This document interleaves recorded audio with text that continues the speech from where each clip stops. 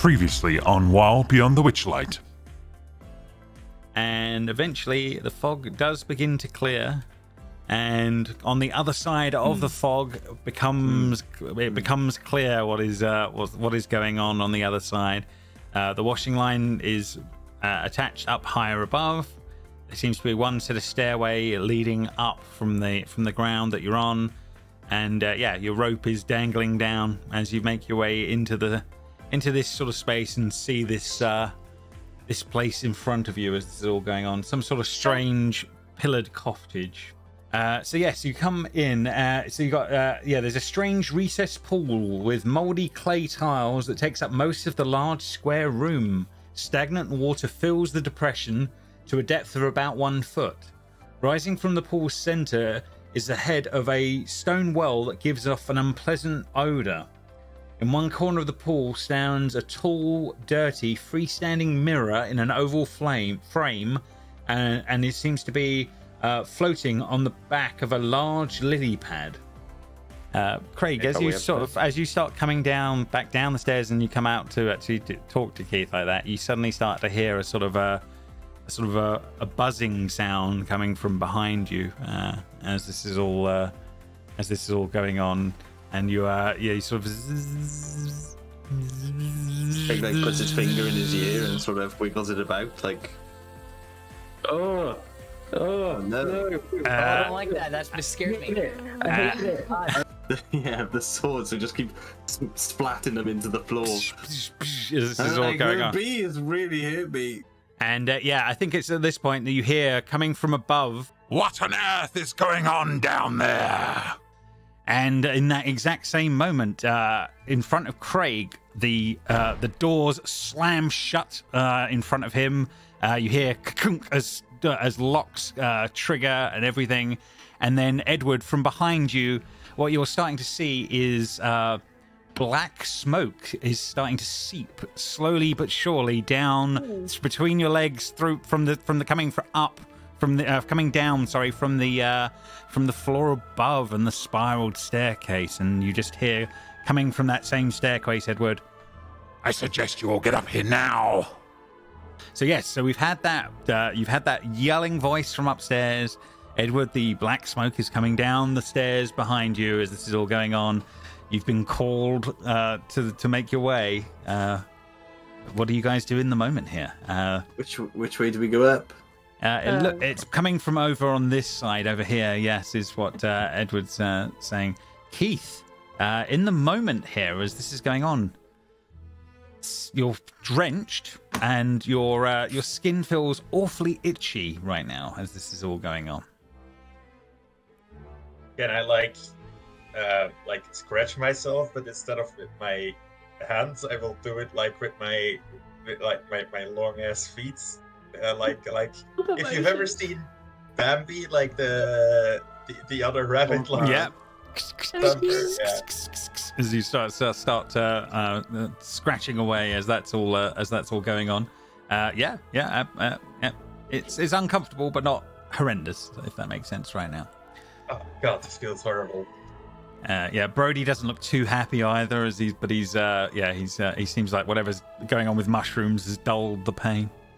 Keith's gonna give like a side eye to Brody, thinking like, "Oh, what have you done to me this time?" And Brody's kind of gonna look like, and he's gonna pop another shroom. At 100%, yeah. So he's in another place anyway. This place is vastly different from his vision. So on that front. Grace, you don't notice the strange hat and mannequin that moves behind you as all this is going on. Full on, like standing, but kind of like squatting with her hands on her knees, like. But it's all coming through her trunk. It's all kind of weird. The big deep breaths coming from. Yes. The smoke continues to billow from the stairs. But she said to come up, yeah? Yes, I suggest you make your way up. Yes. All right. Yeah, let's go. Goodbye, everyone. Yeah, Edward will go to step forward, see Craig moving forward, and then push Craig to go. Oh, hang on, I will move you over. 1 second. Oh, not Brings far up- enough. One sec. Almost there. There we go. And the others. And a couple more. Stop moving. I'm desperately trying to move you. Right, there we go. A couple more going to make their way over. Oh, and Keith will, yeah, you'll probably just be perking into the room as this is all going on, and Brody will be at the rear as this is all going on. Wait, I was one of the last ones. I don't want to be first. You're not technically first. It's fine. It's fine. No, I think didn't Jess's character. No, Edward. I push Craig forward. Oh right, I thought you said you pushed me out of the way. To get in front. Absolutely not. It was you We're go first. sacrificing Craig. You're not on payroll. You're It's full of expendable. bees downstairs. Like, you know, they just literally just tried to kill me. He's only an intern. Don't worry. Yeah. Yeah. Expendable. The Look, expendable. Craig, intern. you gotta listen to the boss, alright? If Edward tells you to do something, you should do it, okay? Like he's in charge. Let's just Yeah. Do what you're listen told. to him. I think for a second, if I would listen to Brody. And then he comes to his decisions in life. Yes, but yes, there is one door that appears to be open as you go up these stairs, guys, and make your way across. And there appears to be another room off to one side where this smoke seems to be billowing forth. Who was first up the stairs as this was all all this was going on? Craigie boy. Craig is the one on that one. Okie dokie. So yeah, you will be entering into this room. That there appears to be there's a lot of stuff going on in this room in one hit is probably the best of it. There are two, I'm going to say, creatures that seem to be having a conversation over tea in the middle of the room. The first figure is seated in a very time-worn armchair. She is a tall, lean woman of grey complexion, dressed in a black and wide-brimmed hat that seems to be obscuring her eyes. So I will give you that image to work with as a start point. So She looks pleasant. Yes, so that's on one side of the room, and on the other side there seems to be another sort of strange-looking creature. I would say that you don't understand. Where its skin seems to be very almost scaly and brittle, and that would be this Worse. That's worse. on that one. And the other creepy thing, Craig, that is going on is that there appear to be miniature versions of her also in the room, identical but much smaller as this is all going on. But yeah, this toad-like creature sort of looks at you and sort of in a croaking voice is, "So what act of desperation compels you to enter my home, little darlings?" She saw me. 100%. Yeah. I imagine I try to back myself back, but Grace is just literally behind me. You're pinned to the wall as this is going on. Come Come in, all of you. I sort of step to the side and I sort of gesture everyone in, like after you. Come out, everyone. Very brave folks to be making your way into my home. That's what people call this. So what brings all of you here? The strange woman with the brimmed hat seems to just quietly be sipping at her tea, taking you all in, and just noticing you as this is all going on. Sort of nudge Alice. We're looking for. I forgot the witch's name. Hang on. Bavlorna? Is this Are we looking for Bavlorna? Well, Bavlorna is the person that's supposed to live here. That you need to get the head back of Clapperclaw from. Yes, you are aware of that one. We're looking for Bavlorna. Well, you have succeeded. I am her. Good. We Oh God, we would like a head of its scarecrow. A head of a scarecrow? That's a strange one. I do believe someone may have brought one of those in. Was it from one of those people? And she points towards Keith over to one side. Maybe they brought it in. Yes, I think I may have something like that. Yeah, that sounds right. We just need it, and then we just need to take it to the scarecrow, and then we'll be on our way. We didn't mean to disturb you. Well, okay. Let me have a think about that. And she sort of looks at the moment and says, "Well, I do have company at the moment, but I'm sure I can come to some bargain or arrangement for the head, if you're interested, of course." It depends entirely what you're after, I suppose. I need some chores and jobs done around the house. That would be handy to have a few people work on some of those. I have Craig some like sighs. errands He's to like, run. thank gosh. We have an intern for that kind of thing, Craig. Well, I'd rather clean up than do some sort of crazy like wizard shit, you know. And she sort of cackles a little bit at that as that's all going on. But yes, if people are interested in fulfilling a few little homely chores, I'm sure we can come to some arrangement. And yes, if you're good with those, I can figure out maybe being able to figure out this head business for you, and maybe we can be friends in the long run. As she sort of gives you this wide, toothy grin. As this is all dusting going on. and mopping, etc. Right? That's fine. Like we could just do that. That sounded like a lot of maybes. James, out of character. The Frog King had given me something to give to this. Yes, person, right? yes, she has. You have indeed. You've been given a book that apparently does belong to her. Yes. But the king didn't want the book. Anyone knowing that it came from him to this person, if that makes sense. So he's sent you in with this book instead. So yeah, make of that what you will. I'm definitely gonna tell him it was from that guy. I mean, that's just Well, that's completely up to you at that point. But offer that instead of chores. Yeah. Okay. Miss Bavlorda, Miss. Yes, that is my name. I do have something that I think belongs to you, which maybe can be used instead of this whole business. I'll be the judge of that, but what do you... And she's looking at you with sort of like tight eyes as she's sort of looking at you, Keith. But what do you have? Step forward. This belongs to the Frog King person outside. The king of the...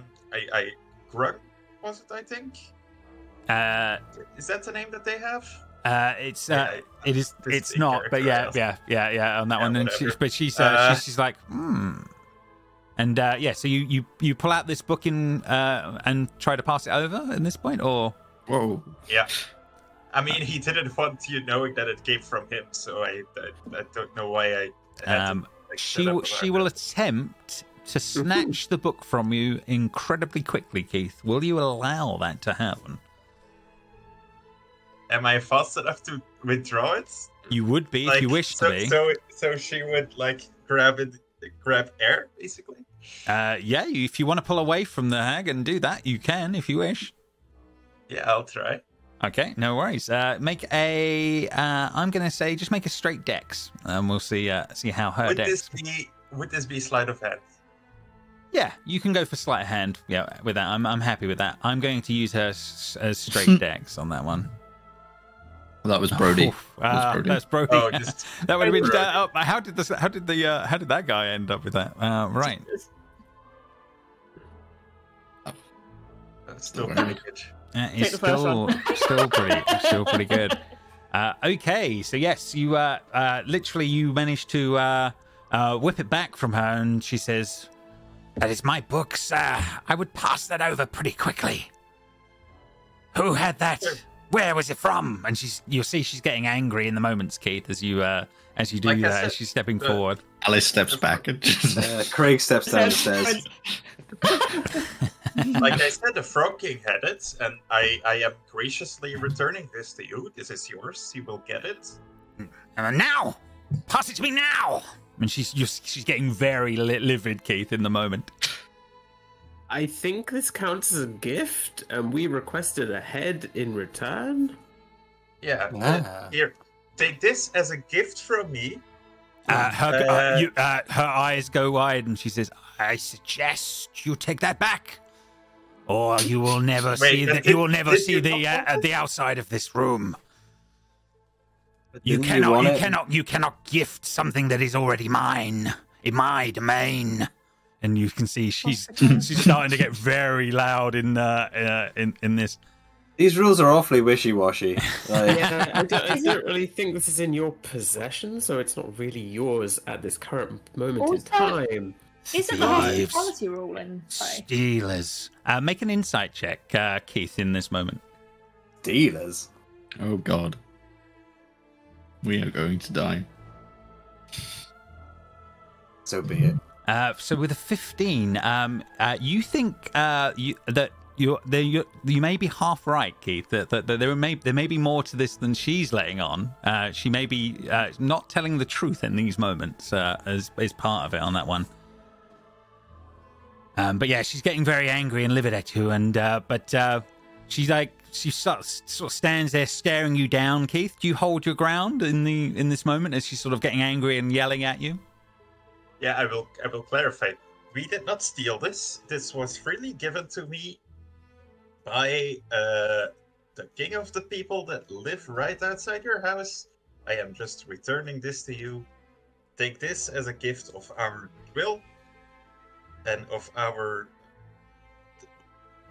willingness to work with you on this stock. We just need like a little head in return. That's all. Specifically, scarecrow head, not one of our own, or a frog head. Yeah. She Good says, stipulation to make, Grace. Thank you. fair That's enough. why you're. That's why you're the HR person around. It's all about terms and agreements. Well, it sounds like you're offering to give me back something. That is very kind of you. I may have to have words with certain frog people. They've definitely been getting out of rule lately. And yeah, she places out her hand calmly towards you to accept the item. And I will See? calmly put. Just to confirm, you have it. Sorry, that we can't really do deals. without Alice knowing that pushes they're- Edward forward because he's so far away. Oh.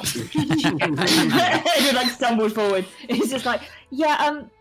Can we at least see the scarecrow head? Sorry, that's just how business really should be done. I need evidence that you can provide your end of the deal. She looks around at you, Edward, and it is kind of again looks at you and sort of gives you a sort of a stern eye on that front, and she says, "Very well, I will have to go and dig it out and bring it across in some point. Thank you. But I'll decide on that. Anyway, for now, I think I'm going to finish what I'm actually up to rather than deal with this. You feel like you may you're losing momentum in the moment as she's going on. You clearly see she's trying to buy some time for something that's going on that front. You come into my home and demand so many things and once. Offer to bring me my own items and then offer them as gifts. But you haven't broken any of the rules, so it's kind of annoying. Let me think on it for a while. Maybe I can come up with some ideas. I'll have to go and dig it out from wherever I've been. It's been placed. Well, I see you are having tea. Perhaps, we could... I think I have some tea or something I can make into tea. Perhaps you want something? Brody says. Brody can make a persuasion check and see how he's gonna do. Oh god, is he gonna drug the hag? You're gonna make us get killed. No, Brody is. Yes. Oof. Conrad. Yeah, but that's good in this case, is it not? Yeah, I'd rather not drug the hag. So she I'm sort of making says, too much character choices. yeah, fair enough. You're making the right character choices as Brody, though, to be fair. Yeah, clearly you can make yourselves at home downstairs for a while I finish my little meeting here with Charm here, and the woman in the large brimmed hat sort of nods in your general direction a little bit creepily as this is all going on. And if you feel like doing me a favor, maybe you could possibly take a look and see what's been going on with my pool down there. I would be very grateful if you would. I'm sure it would buy you some time. Your pool? You mean the one that, makes me feel scratchy? Yes, it seems to be having problems. Something's wrong with it. It's not working as it should. And hire a pool boy. Who do we look like? On that one. Oh, that's so rude on that front, considering you want things from me. And we have things that you want. Not enough. My God. Not enough. And Book for a head? That's a pretty good deal to me. She looks at you tightly, Grace. As this is going on, Grace, you can make an insight check on that front. She's not very observant, and she's yeah swelling like a balloon at the moment. She's actually proficient in insight. Oh, okay. Yeah, fair enough. Yeah. She's hard to read as that one is going on. Her eyes are all puffy from bee stings. On that front, and she says, well, if you're not going to do my chores, and you've only got a book, I'm not really inclined to do much for you, honestly. Confused. Well, we Maybe tried, guys. When you feel like you want to actually We did be up to say things. we did say we're up to your deal. You just have to prove that you can live up to your end. You're just making the decision to elongate this situation. That's not what went on. You guys demanded that she bring the head and do the swap for only one item that is not something she's willing to do. You weren't willing to do any of the other things she was asking for. It was actually going on. I misunderstood the entire thing. Sorry, I got really confused for a second. I was like, she's just elongating. Okay, no, she's just not accepting where you were at on that front. Well, I guess we can give the pool a look, but we aren't professionals in any capacity, so we could make it worse by accident. Fair enough. Well, if you're willing to have a look at that one for me, maybe go back down and pick a package up. And if you're willing to pass me the book, I'm more than happy that then I will pass you the head. And if you must, I will show you it to prove if you will give me a moment. I'd like to insight check first and specifically to work out whether or not this is something she's just going to keep adding and adding to see how far she can really push us. Yeah, absolutely. Yeah, make an insight check. Oh, 15. So you got more of a chance. 1 second. On that, she rolled a 5. Okay, so yes, you believe that she is telling the truth in this case. That 3 things for the head is what she is willing to accept. I'm assuming you may need some proof of that. I can accept that. If you can give me a few moments. If we have a deal. Let's agree. I want to get out of here. I think we can agree to those terms. They seem fairly reasonable. Okay. Well, then she will. She wanders off upstairs for a little bit to make sure that that she can go find that, leaving you guys in the room with this creepy person as this is all going on in the moment on that one. And she says, "Well, that seemed to go quite well for you. I'm sorry, I seem to be I've been caught in the middle here, but you are new here, I'm guessing?" She sort of looks around at you all. Very. We aren't actually from here. We're trying to go home. I can tell that, dear. That definitely makes sense. Although some of you seem to have it seemed to have some very forms that make sense for being around here, but It cries. Everyone's just like horrified again. I'm still holding these files. And she sort of says, "I'm kind of a wandering salesman of sorts. If there are things that you may be interested in, I have a little shop in Hither that you might want to check out when you have a moment. Charms Curiosities. It's a wonderful place." And can you help us get to Hither? She says, well, I don't know if I can do that. I think I'm under some obligations that for the owner of this place to not to bring attention to one of her sisters. But You just did. Because now we know she's got a sister in Hither. Well, I don't need to bring attention to her. And then you realise she's getting awkward in the moment as she sort of says that. It's not good. I may be in trouble. So she sort of starts to get up and says, I may have to go.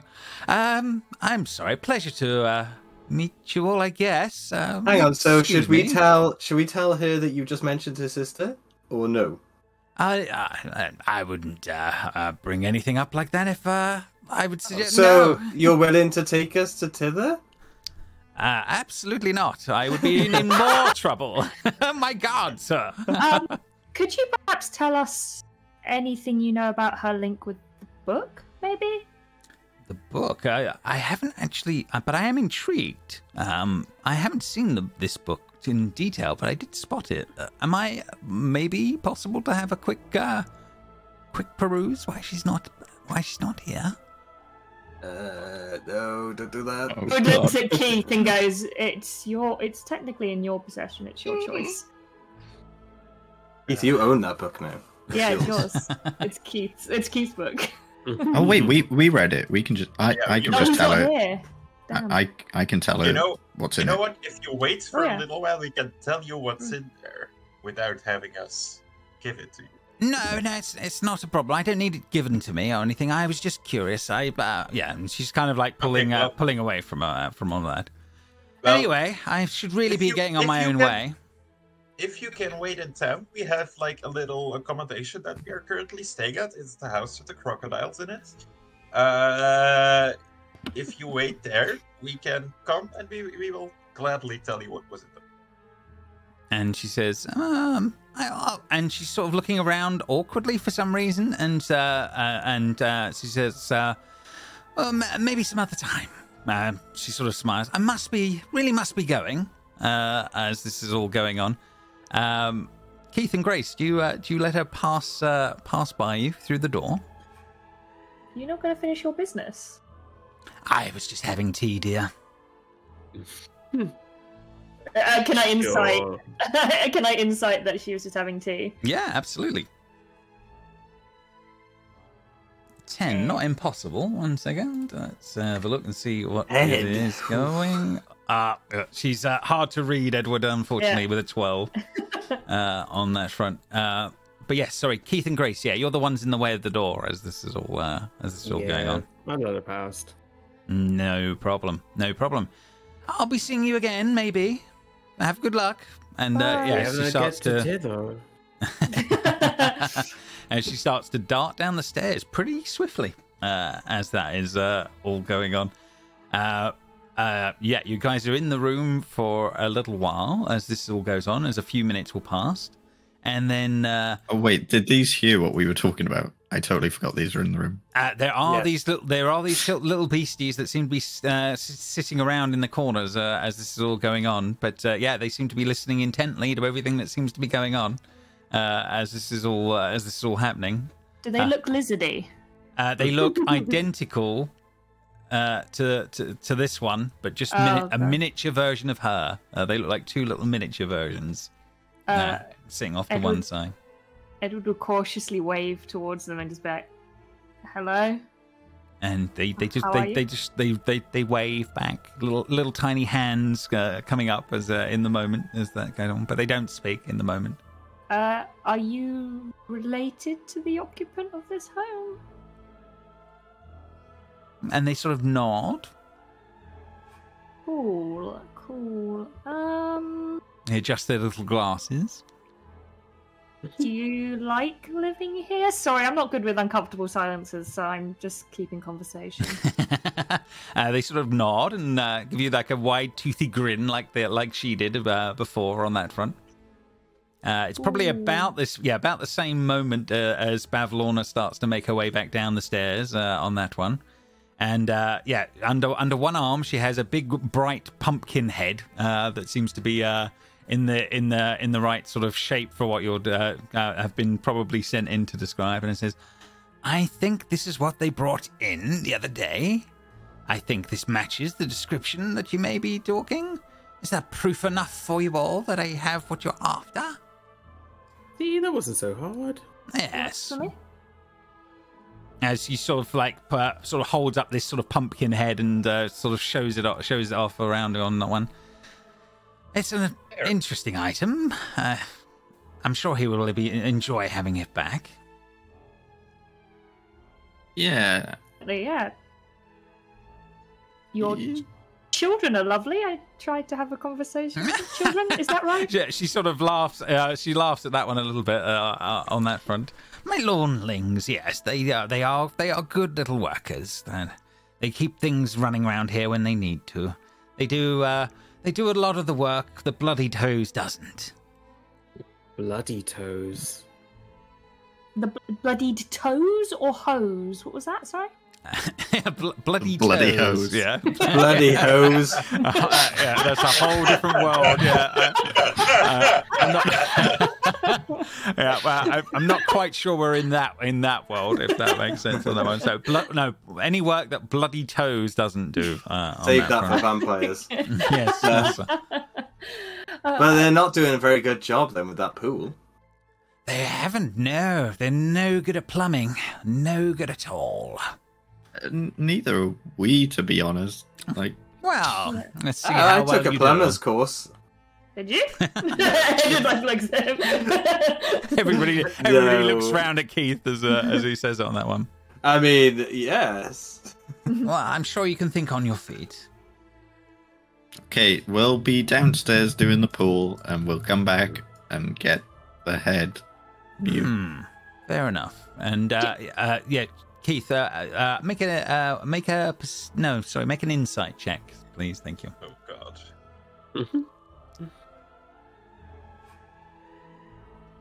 Oh no. Okay. Oh, that's Brody. No, that's Brody. This is Brody. This is yeah. Brody. That's okay. Fine, You got a second chance here. You got a second chance. Better. Better. Okay, 1 second. Let's see if you can beat what she's got on that one. Oh, she gets a 14, but obviously she has pluses on that. So apologies, Keith. Yeah. She is hard to read in the moment. You don't pick up what's going on. Right. Yeah. But yeah, she's sort of like, good luck. Because Good luck for the pool? I'll be thinking about it too much. Bloody Toes is a name, not a descriptor. No, it's a name, dear. A name. Yes. Well, she seems to like it. Okay, that's fine. I was just concerned about how they did anything if they were literally toes. But anyway, okay, let's go look at a pool then. And Edward like scurries past everyone to get out. Craig's just like looking at Edward like you're a lizard. Like you're worried about toes. Big toes, they're like the things from Spy Kids. They'll be nightmarish. Oh, thumbs. Right. Okay. I'm going to zap you all back down the old stairs. Let's see how that goes in a Kids moment. does exist in that universe, so that was I Jess think it saying might be that. That was too- Edward too saying. far that. down the stairs somewhere. Where have you ended up, Keith? No idea. I'm zooming out. Oh, you're not yeah, sure. yeah. You've gone upstairs. You went the wrong way. Okay. 1 second. Whee. Oh, what's upstairs, Keith? Tell us quick. Yeah. Secrets. Avoid. Secrets on that one. Right. So yeah, everybody back in the room. So yeah, you have the. I'm not. I'm still like just in a. Yeah, there I am now. Yeah, you were on top of one of the others. That's why. Oh. What do you guys think she was insinuating there when she like looked at me? I couldn't read her. I think she's probably looking at you like that's a big bunny. Maybe. I mean, I am pretty big. Yeah, you're pretty big. So what is wrong with this pool? Keith, you said you were itchy. Can I look at Keith to see if there's any like visual itchy signs? No, yeah, you can make a perception or a medicine check at this point. Yeah. You itchy scratchy. Itchy Oh god, I hope it Do you isn't have my fleas? strides coming back here because this is just. I've got a 10. Yeah, I think I also fair have enough. disadvantage of taking in anything to do with my co-workers. I think I have That's a true. thing. I have an issue. I have like a That's disadvantage true. thing. So, for that. yeah, you're not picking up. Apart from the only thing you're picking up is obviously Keith is scratching more, and Brody every so often, is sort of is doing very similar at different times. If that makes sense. I will Why, step away from Brody. If he is scratching. Yeah. Is this a well in the middle of it? Yes, there looks like there is a giant tube, like in the middle, or a well in the middle of the space. So it's about 1 meter deep on that front in this pool that's below you here, and there seems to be a strange kind of well in the middle of it that's you can only describe as like a soft bubble come off it every once in a while. Not much more. You also have 2 other things going on. You have the strange lily pad that seems to be floating off to one side, and the strange mirror that was on the other side as well. That What some of did you we see in the mirror? when you guys looked through it, you saw other versions of yourself in the Hall of Mirrors,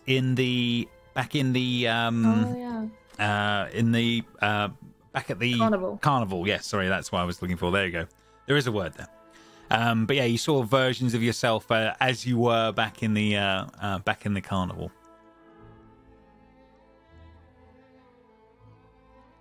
Is there any scent of like gases? Any Like a- scent of gases? We can make a perception check, see if you can make of scent. Yep. Okay. You have advantage, I believe. With a cat person, possibly. Cat person. Roll again, but Using 19. smell. Do I? I Sniffy, don't have sniffy. it on my sheet, but sure. Is that It might be the old dog one. person? It might not be multiverse of monsters. Well, maybe. But anyway, 19 is pretty damn good as that is going on. There is a faint scent of something slightly acrid, slightly off might be the best way of putting it. But nothing too gaseous, if that makes sense. Look, well, Brody, can't you turn into some sort of fish? Or I guess you're a turtle. Just jump in, see what's But in the he's- well. But he's already itching. Yeah, well, he's already itching. Like, if I went in there, I'd get itchy. Like, if you went in there, you'd get itchy. Brody's itchy. I mean, I don't know how I feel about that, man. It's, As he pops another shroom. Well, I don't know. There's all sorts of molds and stuff in there, right? So I guess that would be interesting. Also, Brody could be itchy for a whole host of different reasons. Yeah. That is very You can't true. blame it on the pool. I mean, I'm not sure. And then Keith will stand up and say, well, if no one wants to do it, I will do it. And he will jump into the pool because I don't want to kill Conrad's character. So Well played, sir. Well played. Yes. But we're trying to. Well, okay. that's happening. Can I just sit on the barrel and start casting this? Just to see what's happening. Certainly, on that front, okie dokie, you can definitely detect magic on that front. It takes 10 minutes, so let Keith do what he's doing Yeah. first. So Keith is diving in. You're starting to cast that as things are going on. That's no problem. As this is all going on, Keith. You dive back in. You feel your skin getting slightly more itchy as you sort of swim towards the middle of the well. You can see the well is below you, and it seems to be dark but clear. Would be the best way of putting it. So it's murky but clear enough, if that makes sense. No obvious signs of things blocking the tube that you can see right now, but you are at the top of the well, if that makes sense. Do you want to hold your breath and dive down into it?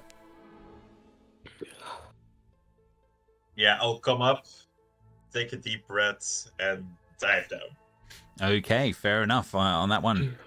You start to swim down a little bit into the well. Everyone else just sees him just disappear, a fraction in as this is all going on. And then you can't see it, Keith, but you feel the texture change. From water to there is something more solid in front of you, clear but solid. If that makes sense, as that's going blocking the hole as this is all going on. Oh, I know what this is. Do we roll initiative? Or... I think that might be a fair thing. Can I swim back up as soon as I feel this, or do I get sucked in? No, you're literally in the moments of as you there. We'll be dealing with it in the moment. So it's we're okay. gonna It's roll. just gelatin. It's fine. Yeah, it is just gelatin. But you're pretty much on the cusp of what's going on here. So everybody's going to be able to roll in and see what's going on. The cube is going to be going last. So I think for the first round, the only thing that can happen is that Keith, because no one knows anything's going on, it will get down to Keith, and you'll be able to. Obviously you feel the texture change. You'll be able to do something first, if that makes sense. So what would Keith be doing as that moment comes round? Like he feels something solid in front of him, so he will just swim up. No problem. Yeah, so you come up. Basically the 10 feet up would take you out of the well. Anything else on your turn before? Yeah, I'll kind of move over and say, "There's something blocking the well. I think that might be the issue." And then I'll stop there and let the thing run its course, because I don't know it's a creature yet. So. That's fair enough. So the question is in these rounds now, Keith, would you be doing anything on your turn here with that information from Keith? Is the main thing. Yeah, I'm still casting, so I don't. Well, don't know I can do that weird thing where I can make a glowy version of my hand, and so I don't have to touch things. Maybe I can just from here, just like a shower drain kind of situation. Oh, does she have any like Mr. Muscle or whatever the American equivalent of Mr. Muscle is? The equivalent of detection. Sheriff Muscle. I think Mage Hand is like 10 feet range, isn't it? I don't think you're gonna get. Yeah, Edward wouldn't know that. easily. Though. That's just Edward wouldn't know it, so he's trying to avoid getting in as far as possible, as much as possible. But yeah, no, yeah. Does anything happen in the moments as this is all going on? We've just got the turn order here as more of a guide if anything is going on. But if there is anyone trying anything, nothing happens in the moments as Keith sort of swims over to you guys and says something's blocking the tube. If that makes sense. Edward would try to mage hand from where he is, maybe to work out how far he needs to actually go in. Keith, why didn't you stab at it with a knife? Yeah, like burst. Like loosen it up. Yeah, break it up, like yeah. You know, like when you get like stuff in your drain, you just sort of smush it around so it goes down. You know, like that. Just as you know, right? I did say Brody should do this. So. You hear that, future Conrad? Yes. Watching this. So sorry, Seb. Keith, do you react to that, or have we lost you in the moment? I'm sorry, I was distracted by my food. What was? People are so nothing's happened in the moment. But people are saying, do you want to go and stab at the thing and sort of try and dislodge it? Would be the way of what they're trying to get you to do. That's a great idea. Let's do that. It is. There you go. And I will go in and poke it with my. Sorry, Seb. Okay, so we're gonna go around to Keith's turn. That's no problem. You can attack and try and dislodge the invisible foe in the tube. Try it.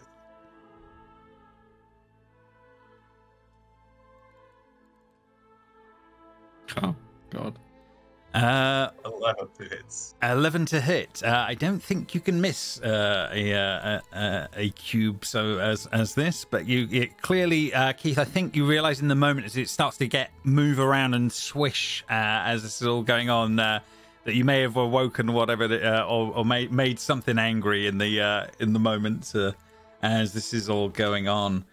So yeah, as that's going on with Keith, the next in order, Craig, you just see Keith is down there smushing about. I don't think you know much yet, if that makes sense, on that one. But I'm guessing it can go round to, unless you've got something else that you'd be Craig's doing in the moment. just like waiting patiently, like, yeah, it just does trying to have a peek on that one, and then we get round to its turn, and we'll see how it's going to do on that one. And it's just a cube. Don't worry. Yeah. Well, it's technically actually a cylinder in this case, but we'll see how it's going on that one. It is amiable though, so we have that advantage. Yes. To be fair, the cylinder is a much more menacing shape than on that one. Okay, so yeah, Keith, the pseudopod will try and attack you, and I imagine with an 8 will miss. So you but you feel things moving around as this is going on, and it can now attempt to move and see how it's going to do. So it's sort of making its way up, and it's sort of starting to surround you, Keith. You're starting to feel like the texture's changing around you as this is all going on. But that is the end of its turn. Is there anyone else up above that anything happens in their turns, if that makes sense? You don't have to, but so bad that we're just normal people. Has it been long enough for my detect magic to go off? No I chance assume at all. not. Yeah, no chance at all. Sorry. It's been like 12 seconds. Do we see Keith bubbles? swam first as well. It's probably been about 2 minutes. You're definitely seeing that there's a little bit of shift and movement on the water, and you can make a perception check if you want to see see more that's going on, if you wish. Great work, Keith. You're dislodging it. We can see by the bubbles. Yeah. 17. 17. Yeah, you can definitely see there's something more going on than just him trying to dislodge something there, but you're not sure what, Edward, in the moment. Edward's just going to be sitting there thinking, like, it doesn't feel right. I wish there was a way I could say to Keith, "Are you all right?" without like saying anything, and he's going to cast message without really knowing what the hell it is. Ah, nice. He's just like, Keith, how Is everything going all right? How the devil are you? All right. Yeah. How the devil are you, sir? But yeah, you just hear, to your dismay, probably Edward's voice in your head going, "Keith, the bubbles don't look right. Are you okay?" It's alive! Also, can you talk in my head now? This is my worst nightmare. Yeah. You just suddenly see Edward like grab his ears and where there would be ears and go, I think there's something wrong. I just heard Keith scream, "It's alive," in my head. No, Keith's in the water. You can't scream. No, I think there's something wrong. Yeah, and I'm sure that's an end. Yeah, That's absolutely. like a whole go kind of thing. So yeah, unless there was anything else others would have been up to, but I think that means that would bring it round to Edward's turn and then round to Keith's, if that makes sense, from what's been just kind of described, if that makes sense. So Keith, yes, so you've yelled that out. It's alive. Things are going on around you, and you're attacking. But what do you do in the moment? Wait, I hit it, right? You definitely feel like you hit it. Absolutely. Does that mean I am invisible to these creatures since it's branded with my brand? No, you haven't branded it with not in the water here. You haven't. No. Okay. Makes sense. Okay, I will roll to attack again. 16 for 10. 16 for 10. Absolutely, will definitely hit. What damage would it be? Is it on damage fire? All fire.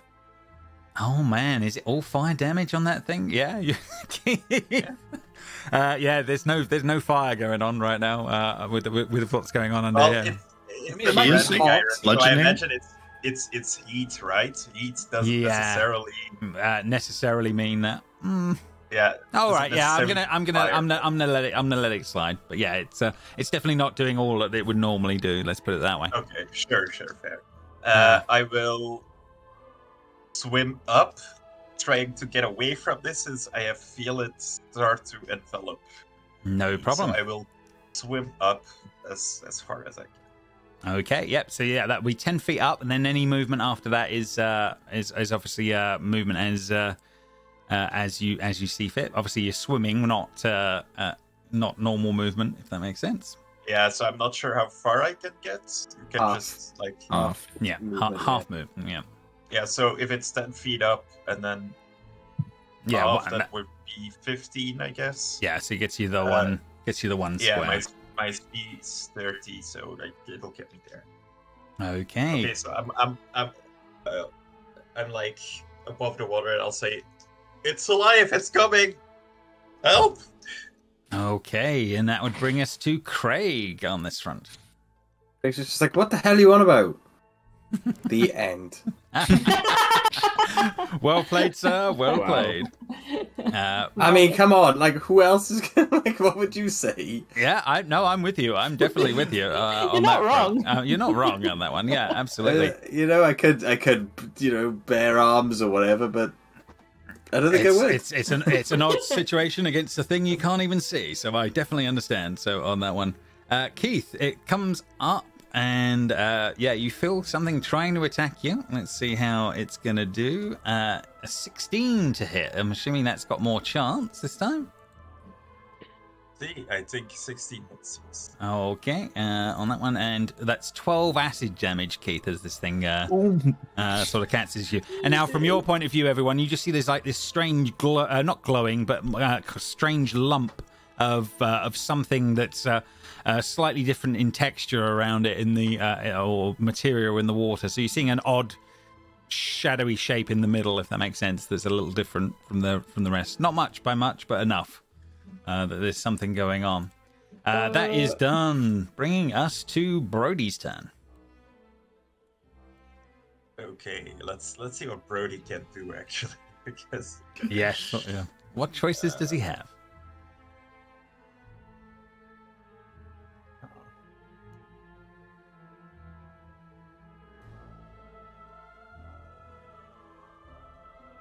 Okay. I'm imagining Brody having, like, smoked his pipe up until now. Mm-hmm. So he'll say, "Oh shit," and, like, the pipe will fall out of his mouth, and like some of like the little goals will like roll out of the end, and it will give off like a weird light, which will be fairy fire. Ooh, nice. Ooh. Okay. Yeah. Brilliant. Which will light up this space. Yeah, absolutely. And the save, it's going to make a dex save. Okay, let's see how it's going to do. I don't think it's going to be very dexy with a 3 on that one. Let's see how it's going to do. It gets a 7, so it definitely will be failing that one. So there is now a glowing mass in the in this space that is all very obvious to pick out. Well played. Anything more from Brody? Seb, any more? Or... No, he'll scream, "Holy shit, man! What's that thing?" Fair enough. Grace, round to you. I will see the now lit up like a Christmas tree blob. 100%. And I'm gonna cast Dissonant Whispers on it. Ooh. Okay. So it needs to do this thing. A Wisdom save, DC 13. Okay, so let's see how it's going to do on that one. Sorry, come back, get out of the way. Right, so saves. It's going to do a Wisdom. Let's see how it's going to do. Oh, let's come through as Grace. That's wrong. Wait 1 second. Let's do it by its actual seat. That will be helpful. And it got a 5, so not a good on that one. So on a failed 6, it will take 3d6. So it's taking 12 psychic damage. Okay. And it needs to use its reaction to move as far away from me as possible. Oh, nice. Okie dokie. So absolutely. So it's using its reaction and is going. You see the glowing thing is going back down the tube as far as you can tell. It gets all of 15 feet as this is going on. So you see it. You see the glow coming from the well, guys, as this is all going on. Anything else from Grace? No, that is all I can do. No, okie dokie. Alice, round to you.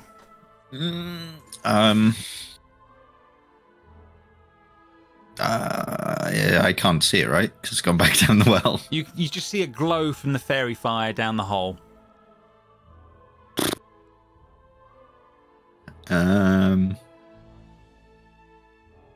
I will just carry on with my ritual that I'm definitely not going to be able to get off. Okay, fair enough. And bringing us to Edward's turn. Edward is just going to... the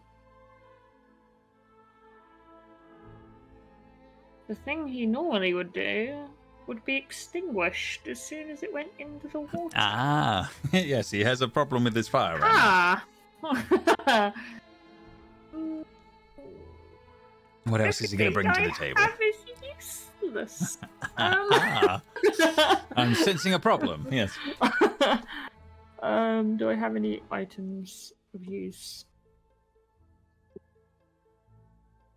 Why did I bring such weird items with me from the real world?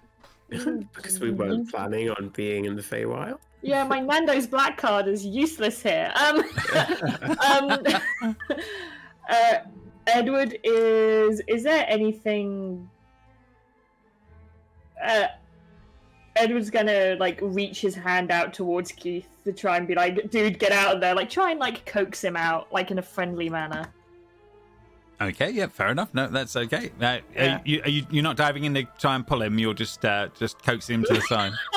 That's too far out of Edward's character. It's out of his comfort zone. I see where you're going. No problem. No problem. Hand is bad enough. Yeah, it's more of a directorial thing, Keith, as this is going on. Of of a beckoning of like move away. Like, come on, help! I will pull you out, but don't pull me in. Fair enough. Bringing us to Keith. Okay, I will swim over, reach out my hand to Edwards, and wait until he pulls with all his presumably great strength. Mm-hmm. Yeah, fair enough. No worries. Well, yeah, Edward, you can, would you actually put your arm out enough for him to grab, hold on to, or not? Is the question. Muted. Just you're muted. Oh, sorry. Yeah, I will. But if I do feel in any way that I will fall in, I will release. See, I assumed you were going to keep going backwards, so he has to get himself out of the water whilst you remain at arm's length. That would be really good. Edward is trying to be a little bit nicer to his employees at the moment, especially because Keith terrifies him now, so he's going to be as nice as possible. Yeah, Keith's turned the corner, definitely. In that case, how about opposing strength checks to see if you end up in the water? Yeah, let's do it. yeah, I'm happy with that. Go for it. I mean, you are a dragon now. A teeny tiny dragon. Oh, damn it. I have good strength as well. Oh my god, Keith fucking throws you in the water. If he chooses to. Edward forgets he's not a man anymore and just thinks he can. Keith kind of just wants to get out of here as fast as possible, so he grabs on and just like pulls with all his strength. And I think They like, switch positions, like Edward gets in. Yeah. sort of like pulls Edward into the water. Yeah, and sort of and pulls himself up now. Okay, I see where you're going. Yeah, I look like a crocodile. yeah. I don't know how this happened, but it did. Oh dear. Right, so that is done. Keith is out, and yeah, technically Edward's in. Yeah, Edward's in. Is there anything else, Keith, or at this point, are you? Yeah, I guess I'll look over at the rest and say, "You think this world has plumbers? Because I think this place can really use one." As that's going on, Craig, it's round to you. Hey, Chris, we're like, whoa, that thing was actually moving. Where's it gone? And you just sort of skirt around. Yeah, it seems to certainly be diving down the well, as far as you can tell. I foolishly thought for a second you were going to pull Edward out. I have no idea why, but there was a point in my heart that when Craig stopped in front of me, I'm just assuming, going like, to let me out, and then I was like, oh no, He just completely like, ignores. Just lizards swim, right? Yeah, so let's swim. These crocodile eyes above the water as it's going on. But yes, tell you what I'll do is I'll take my sword out and I'll hold my action. So if that blob thing comes in within 5 feet of me for some reason in this next turn, I'll attack it. Fair enough. So yeah, it's going to get to its turn, and I think it's going to be going deeper and deeper into the well as far as this is going on. I suppose the question is, would anyone be chasing it, or would you? Is this a let this one go scenario? Is what I'm after knowing. We haven't really got the option to let it go because otherwise it seems to be buggering off. You're at least getting that much. At some point, it'll come to like a split passageway, and like the drain will like clog, right? I assume. It may do. Yeah, we just tell her we sorted it. It's gone. It certainly seems to be disappearing off, if that makes sense, as this is going on. Edward will swim over to being on top of the well, and then will just emit a thunderclap through the water. In the water? Right. Edward isn't that smart. Basic. The fact he managed to realise that the fire would be extinguished was a miracle. The lightning thing is a little bit above his. Well, it's thunder, not lightning. Yeah, it's force. Yeah, right? thunder. So, It's boom. It's not big, force, yeah. but you know what I mean. Fair enough. Yeah. So yeah, you can let a thunderclap out into the tunnel. That's fine. No problem. Sound damage. Yeah. Sonic booms through the water as that's going on. But yeah, you can definitely just see how much you were setting off in the moment on that front. Thunderous sound as can be seen. So yeah, I mean there's just a massive cacophony as this is going. As you sort of, I think Edward, you kind of get the sense that you're pushing whatever this thing is through the pipe system as this is all going on, and you do see that the glow ahead of you does seem to move further and further off with whatever you've just. What been I doing. imagine just happened was you do like a reverse plunger where you forced a load of water in one area. You have literally just done a plumber's move in Down the the drain, yeah. as this is all going on. But yeah, I'm going to say that if no one has any objections and you're not going to be chasing it, you guys seem to have made something at least bugger off for a bit, if that makes sense. As long as we get the EXP, right? That's all we care about. I crocodile swim out of there and I climb out. Fair enough. So cute. Yeah. But yeah, it seems like you've managed to at least deal with whatever the plumbing problem is. As a few moments later, the water starts to bubble and go clear as something definitely changes, and then there's definitely a flow coming up from the well below. Okay, seeing that the water's now clear, Edward's gonna jump in and just like wash off again because he did go in the gross water, so he's just gonna jump in, do a little shake, and then he does a little shimmy through it, and he's like, Keith, Brody, go clean yourselves, otherwise you're gonna have no fur left, Keith, if you keep itching. I mean, where? It's not like there's any like fresh water around, so. Edward's gonna indicate the now clear water. Yeah, like there's certainly new things are bubbling up, if that makes sense. Yeah, it's not clear, it's not clean, but it's certainly not whatever was going on before. It is better than before. I guess you have a point, and Keith will jump into the water, and Brody says, "Well, if you are okay, if you say it, boss, but like, you know that bathing too much is like very unhealthy for your skin. It like imbalances your pH levels, and it's like very unnatural. But okay, if you say so, I will. Brody, we had an agreement for you to never question me when it comes to skincare and hygiene. That's my areas of expertise. We had an agreement on that. No, that's completely fair. Fair enough. So yes, you guys managed to wash off. off. I'll just rub it in with CBD oil when we get back home, and it'll be all. Connor's gonna have to take it all in as all this is going on. The character choices are coming in thick and fast. So yes, I really hope Conrad's not gonna be too bad because I'm making these choices. No, I think you're doing a good job. Absolutely Make fine. Brody a flat earther. Quickly, do it. Oh, Brody's definitely. Oh my God. You know, like you can't see over the horizon. Oh, see. Oh my God. And this is the session he's gone. Yes, right. Okay. So yes, you've dealt with the plumbing situation, and you don't look too worse for wear. Would be the best way of putting it. As this is all going on. Yeah, what are you guys up to as this is all going on? Alice, are you going to just stay and carry on with your detect magic? Yeah, there was nothing I could do there, so I was just reading a book, casting a spell the entire time. No problem. Just like you guys got it. So yeah, as the others are sort of finishing off washing and sort of getting the worst of it off, Alice, your spell does click in and does what it needs to do. The main glowing items in the world in this room would be this one, this big lily pad.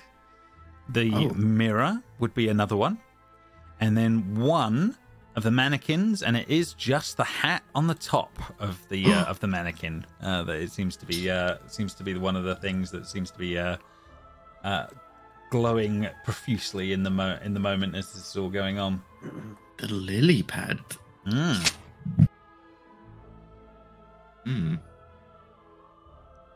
And I think in the moment, Alice, when you sort of when the detection goes off, you see it sort of shake for a moment as it sort of realizes something's happening.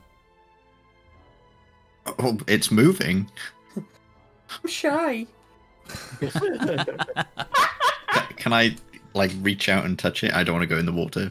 I'm a cat now. I don't like water. Yeah, fair enough. Oh, the little batting thing. Yeah, it sort of it feels like a lily pad underneath you as you put your paw out to it, and then it does twitch a little bit as you touch it. Sort of. Edward takes a photo on his phone of Cat Alice like pawing at the the lily pad in a cute way. One for TikTok later. Indeed. Oh my god! Imagine how famous we would be on TikTok. Hey, look at this cat person and bunny person. Yes, yeah. All the TikToks, all the world will be watching. Hello? I'll tap it again. It twitches again underneath your paw as you do, and then it shifts just a little bit further out into the pool, like it doesn't like being prodded. Oh, this lily pad's alive, guys. And when you see it move, Alice, what you realise is that the sort of the underside of the thing, it's like the little bits of the underside of the leaves, etc., underneath are all sort of creepily moving the thing along a little bit as it moves, just a little bit that way, just enough to be out of reach. Oh. So you found my favourite rabbit picture in the world. My God. It comes up every few years again into my life. Oh my. There's like bugs and stuff underneath that. That's I don't need to worry about that. But anyway, while you were doing whatever you were doing, I was casting a spell, and I can see all magic stuff. And the lily pad was magic. That mirror was magic, and this hat by you, Keith, magic. And your sword, Keith. Well, yeah. Go on. I'm going to say anything that's the items on the group. Yeah, are the normals. Yes. My hat, though. What would you need my hat? Sorry, no, the hat on the mannequin. Oh, Craig. Sorry, not Keith. Oh. Sorry. Craig's sword, and the hat near And Craig. Keith's sword. He's got that branding iron. Yeah, it's got the branding iron. Yes, yeah, absolutely. These are the items on your group is definitely true. Pay attention, Joe. Jeez. Can I? It's only been 3 weeks since you last played. Can I take the hat? Absolutely, you can. You can definitely sort of take. No, not take it. I just want to look at it because I know we're not allowed to steal. So I know that's the one rule. Okay. Is it like a tricorn? What kind of? Yeah, you're definitely looking at a very glowy, from your point of perspective, a very glowy hat would be the best way of putting it as this is going on. I wonder if she'll give me this hat. Actually, she doesn't seem like a very Giving person. Yeah. Come on. Well, this is definitely a magical hat, so maybe I'll ask her, but let's go back upstairs and tell her that we've done the... she asked us to do. Fair enough. Actually, as this is actually going on, she comes down the stairs as this is going on, and as I see her scurry backwards. yeah, like as this is all going on, and she's like, wonderful. It looks like the pool is already done. You're so good to have worked that out so fast. I think I might be able to have a bath and bathe. Wonderful. This will be good. Maybe when we leave. Of course. Just roaming. There's this awkward moment where she goes, "Of course," and then she sort of waits for a few moments. I mean, water is for everyone. I mean, if she wants, she can join. Like, it's really, this is also her house. It's very like dickish not to like allow her to bathe, you know. We were all born naked. We should all just be naked. Oh my god! The choices you need is flat earther. Oh my god! Conrad's I like these choices we're making for Conrad. The poor man. What he's going to have to deal with when he This is comes what you back. get if you miss a session. Yes, Sorry. these are the ribbings that you get. Exactly. That's definitely true on that front. And she says, Maybe a little disclaimer that Conrad can take all these back. yeah, if he doesn't 100%. No, he can't. No. Absolutely not. Retcon. Future Conrad, you retconning hear is a us? You thing. can't. Retconning will be a thing. And she says, well, thank you very much. That has definitely helped me immensely on that one. So I guess we're down to 2 other things. If you're willing to find me my I thought we were package. giving you your book, and that was one of the things. No? Yeah, definitely. That is one of the things I am after. You have fixed my plumbing, which is number 2. And number 3 is if you will be able to do me a favor and just go down to the frog people. And she sort of gets a little irate about those ones. And go and collect a little package that seems to be down there for me. It should be in one of the houses to the south. They were supposed to bring it up a couple of days ago, and they're running a little late. It would be most appreciated if you would bring up the items, and then we can do a deal on the head and the book. Tell there's no mishaps, as in like bringing you the wrong thing. There's a lot of things in the world. They will have my name on it, my dear. A little crate. And that will send you in the right direction. And if you must go in and have a look, it's all the items I need for some of my new ideas for taxidermy. Not be having a look inside then. No worries. Fabulous creations. Gross. On that one, and she says, "Well, by all means, let's see yourselves out, and I will grab myself a bath." And she sort of she will point towards the way you came in originally, the down the stairs on the way out. Please let's leave. You're not going to ask about your... I'll ask about the hat when we come back. When she's in a bit of a better mood. She's had a bath. She's a bit happier. She might be a bit better after she's had a bath on that one. Keith, I need you to make another another insight check for me, please. Oh no, the taxidermy images are coming out. Okay. The lion's back. No, this is Brody. Oh, luckily.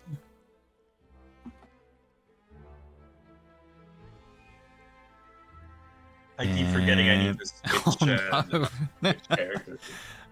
Fair enough on that one. So yes, no luck as that's going on. You guys steadily make your way back to the trapdoors and back to the way out of the space, if that makes sense. So I will bring you back through to the outside of the space, if that makes sense, as this is going on. You guys start to wind your way back down the stairs of the creepy hut to the marshlands below, getting ready to wade through the water another time as this is all going on, bringing you back to the map of Downfall. So you guys have made your way back down the stairs. She's asked if you will go and pick up a package from one of the houses from the south. But yeah, you are free to do as you wish. You are wading through meter-high bog water, would be the best way of describing it right now. It's not the most pleasant as you're looking around, but there's that strange mist and fog that you've seen that seems to surround our home. Is still there. The washing lines making their way out. But it's up to you guys what you want to do. I suggest we go and get that package. Yeah, we want to get out here as soon as possible, so getting the package and then coming back. Leave out the details about telling her that the frogs gave us the book. Do we want to check out the package before we return it? Yes. Yes. She did say it was taxidermy stuff, but it could not be. My dad does that all the time. He says that there's things in boxes that aren't in boxes. Okay, so you by all means, you can see one washing line there and another one leading off the house over there. The rest is sort of fog bound, but where are you heading? Did we see multiple washing lines coming in? Yes, you did. You saw Okay. you followed one that you cut that was on the rear of the property that was leading from the near the place that you were originally, but you guys cut it and brought it in, if that makes sense. These two washing lines are actually still here, all with sort of strange clothes that seem to be rotting or in different states of disrepair. See, if we were smart, we would have seen how the other hag-looking woman left. Yeah. Well, she went 2020, I guess. Yeah, there you go. No sign of her at the moment for some reason. Yes. Okay. You can. That would be back over on this side, but you could do it if you wish to go that way. No problem.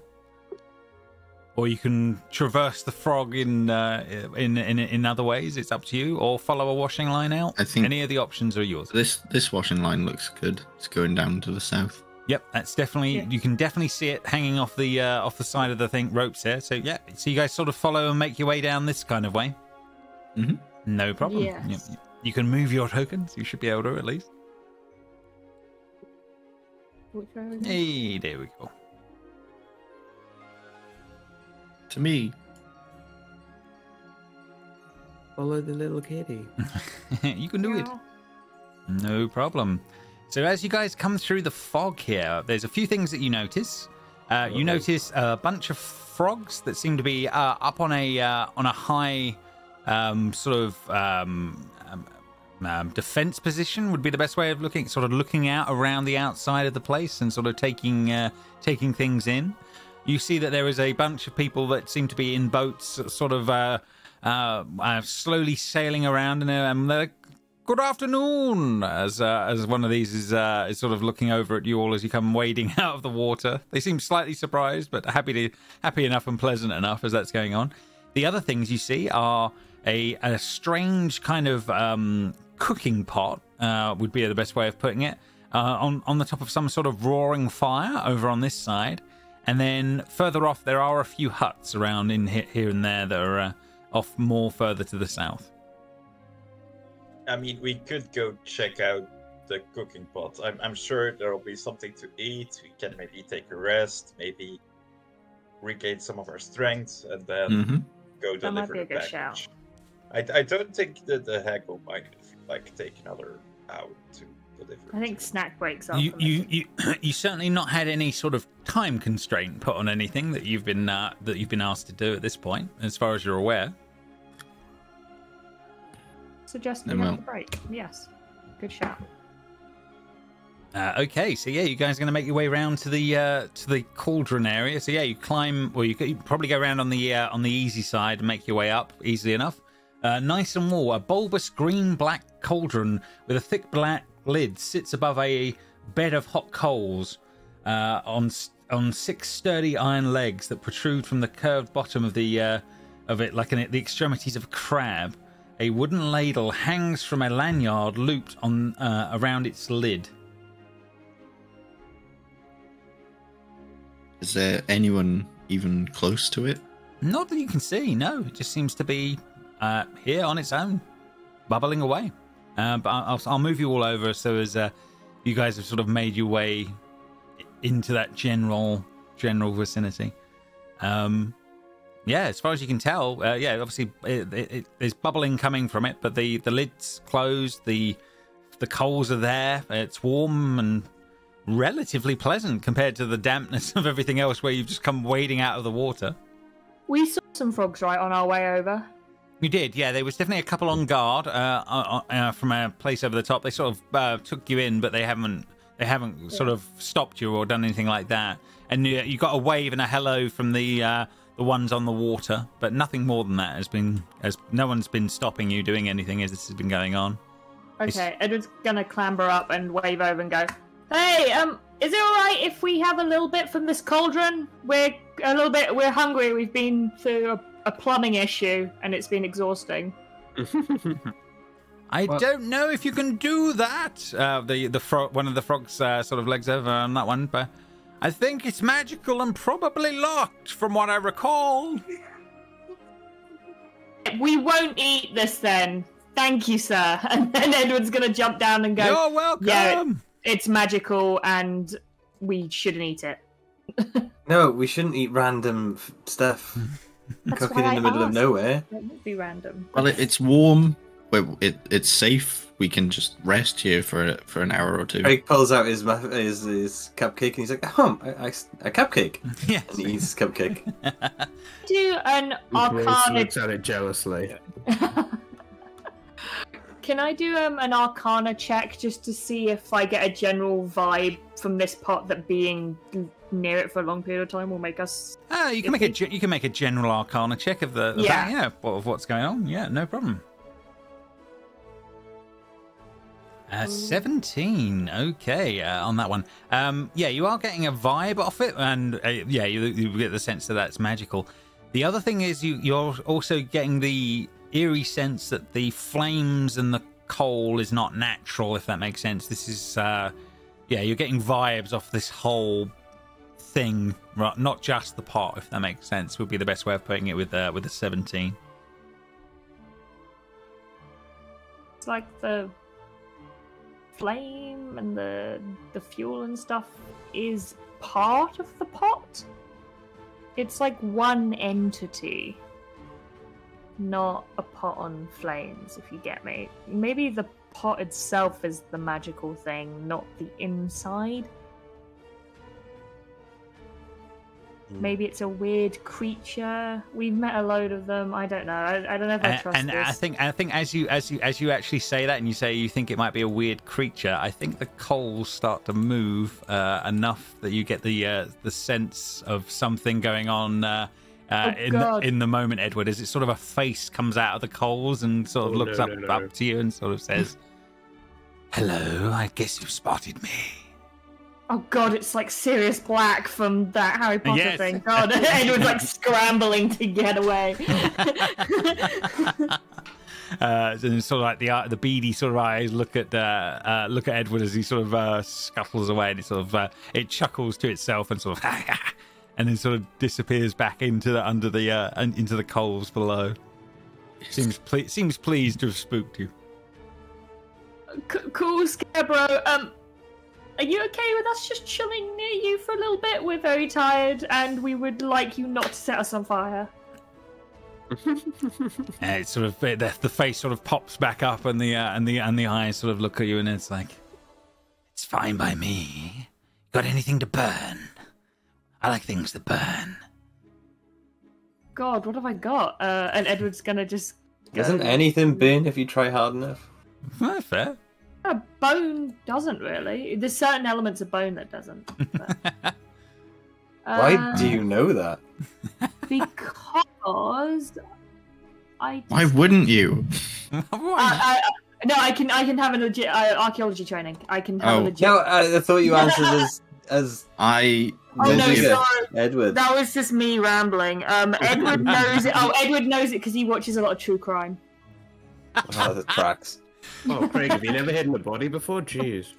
I will throw the 2 random books that I got from a place. Oh yeah, okay, yeah. Oh yeah. You see the eyes and the mouth come round to you, Alice, and it's sort of like literally and starts so he's chomping like on Calcifer. Yeah, he is Calcifer. Yeah, he's literally starts chomping on them and sort of going on that one, and says, Thank you. Do you want into the cauldron? Yes. What? Into the cauldron. No, yeah. Do you want into the cauldron? Is what it says on that one. Alice is what's the response? What do you mean into the cauldron? I'm sure there must be something reasonable cooking in it if you want it. Yes, please. Yeah, but you said it as if I'm getting into the cauldron. I don't want that. I'm sorry, that's not what I meant. Oh, yes. If there is something nice, we would love to eat. Thank you. You're so distrusting, Alice. I mean, it's a Is that talking cat fire. thing? Yeah, but it's not the weirdest thing that's happened today, let's be honest. No, that is true. Okay. And it basically says, the password is Sisyphus. Sisyphus. And as you say it, as you say it out loud, you hear a clunk as the lid moves a little bit. Well, does good smells come out? Are they good smells? I'm not sure about good smells. There's some scents coming off of it. Would be the best bit. Does anyone take a look inside? I'll put 100%. Yeah, put cloth around my hand and move the pot a little bit. Pot lid. No problem. Yeah, you move the move. I imagine it's boiling. It's pretty damn hot. It's on that one. Inside there is a bubbling, frothy, grey-black liquid that seems to be sort of bubbling away on the inside.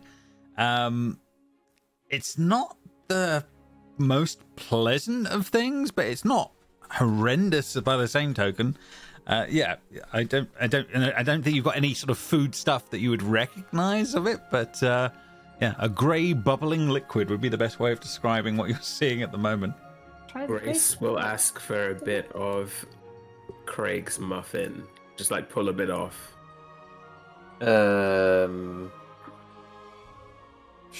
If there's any left, sure. Yes, you got the last scap. Yeah. Yeah, and she will dip it in the black ominous liquid and then take a bite. Okay, Grace, yes, you do, and you take a bite in the moment on that front. Not bad. Not the worst tasting thing you've ever had on that front. I don't know if you would call it a stew, but it definitely has a sort of a meaty flavour to it. Not unpleasant. Nothing seems to happen. Okay, can somebody get some bowls from the frog people down here? I'm sure they are accommodating enough to give us some utensils of some sort. There are definitely two huts not too far away from you guys if you wanted to do that on that front. But what I will say is that I think, let me just double check on that one. I think you're all dead. No, not at all. No, that's Grace is poisoned. No, the only thing that acts like a bowl but is super hot right now is the lid that you've got on the cooking top. But you could ask around, or I believe Grace has a flask that she could. I do. Yeah. That you could use. You definitely you did pay for a metal flask, if that makes sense. It's got water in it.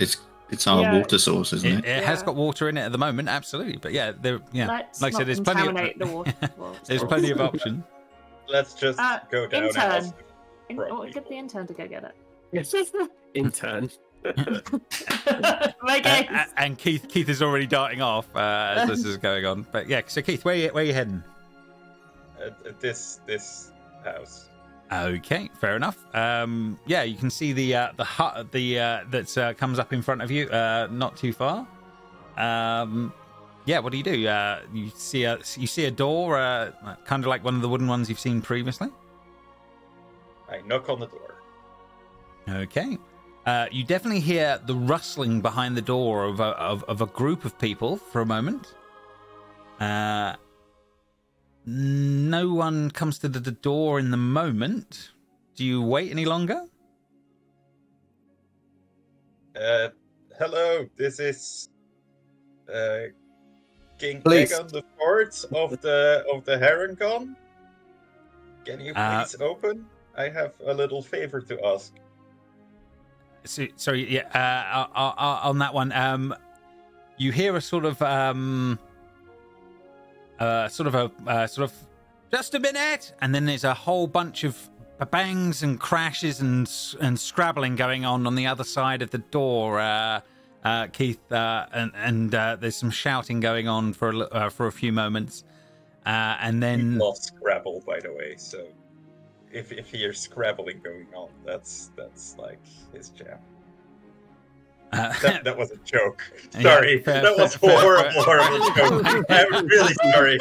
I kind of was wondering where that was going then, Sam. But then, on that front. I wasn't sure there was a language barrier for a second, and then I was like, no, it's a dad joke. It's brilliant.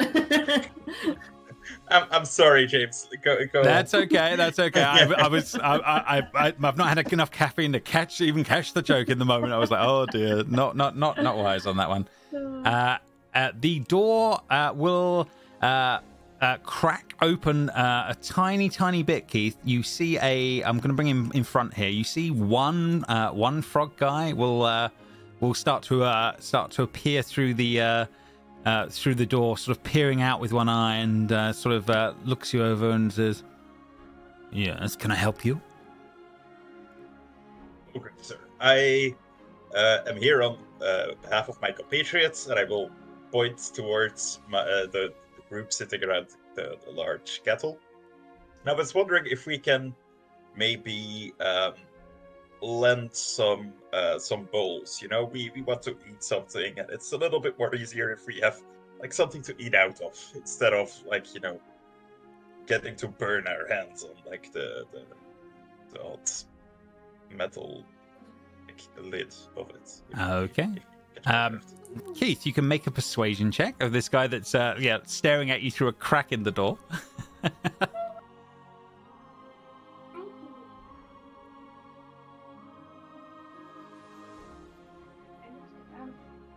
Oh, damn. Okay. On that one, he says, you guys are new around here? Just come into town? Visitors, yeah? Yesterday, we came into town. We had like a little audience with your king. Went to see the witch. You know, make the usual stuff. make an insight check, Keith, as you start saying yeah, those I wanted things. to know how they react Yeah, to well played. any of that. Yeah.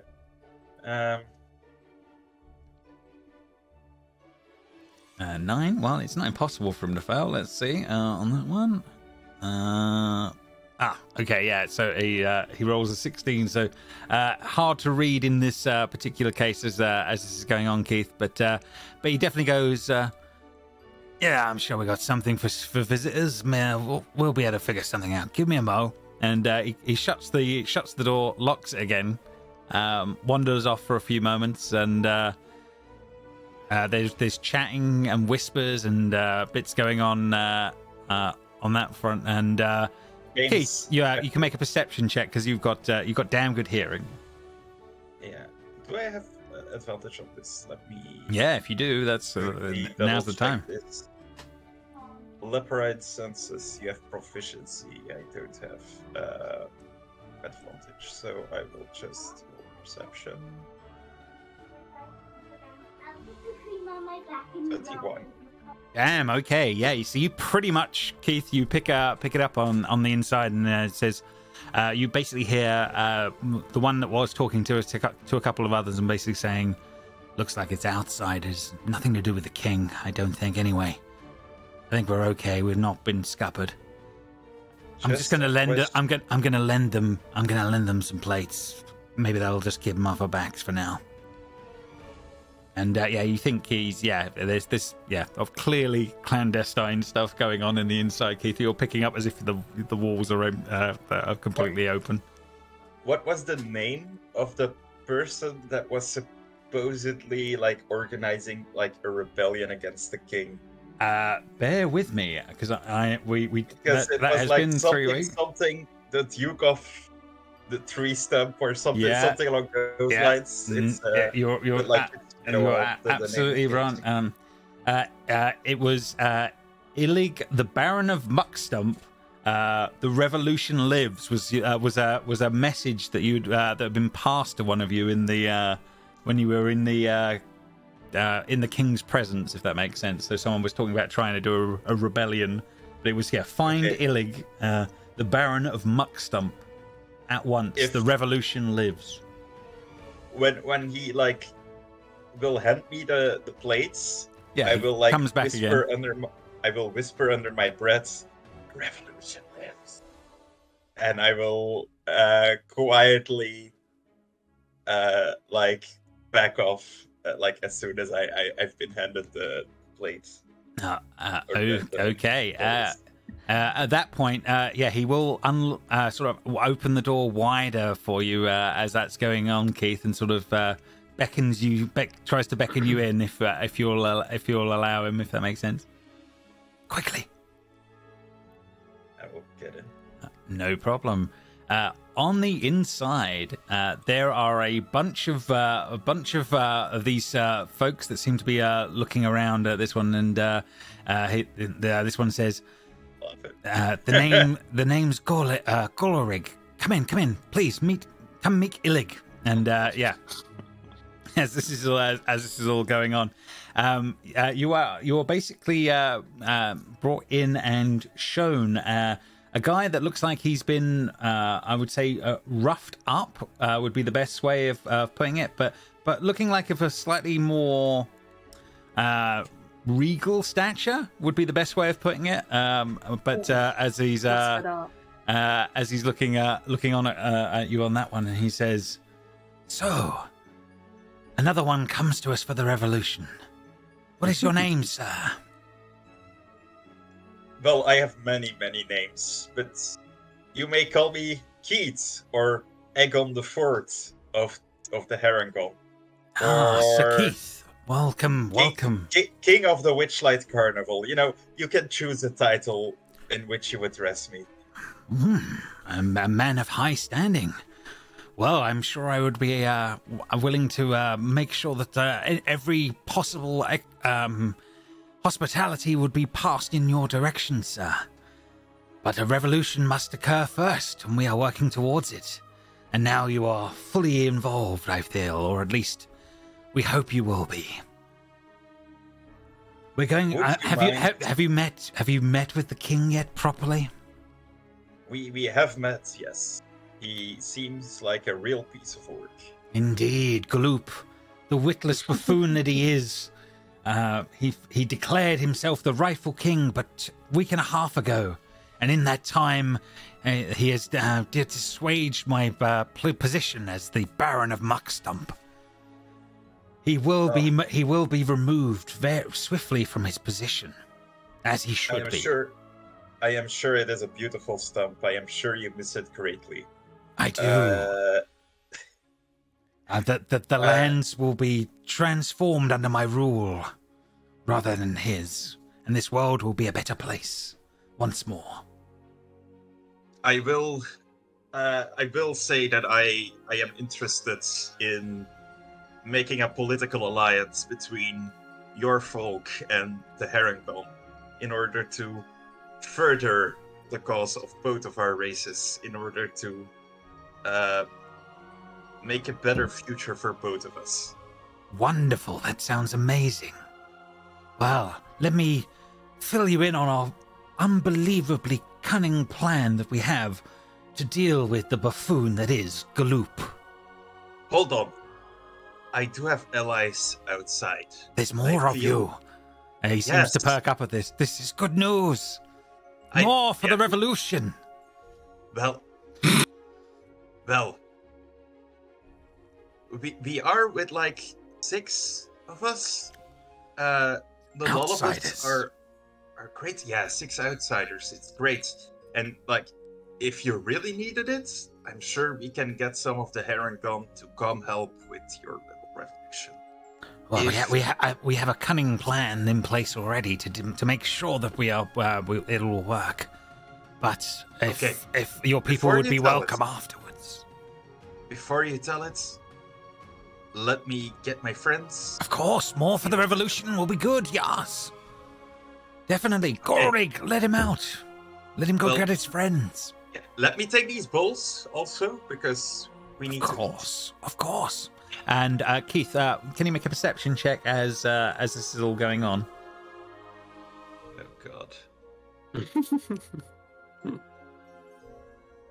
I'm really not that good at this. No, that's okay. That's all right. But yeah, they happily let you take a few of the bowls out, Keith, and wander out the doors, and just said, "Come quickly, bring your friends as you can. The revolution lives." As they close the door one more time. So as I arrive back with the bowls, I'll say, I have some bowls, and I might have inadvertently got us into a revolution so that's fun. Food first, How? revolution later. You were asked to go get bowls. How? he comes back with a revolution. Connection. What can I say? Things just happen around me. It's part of what I do.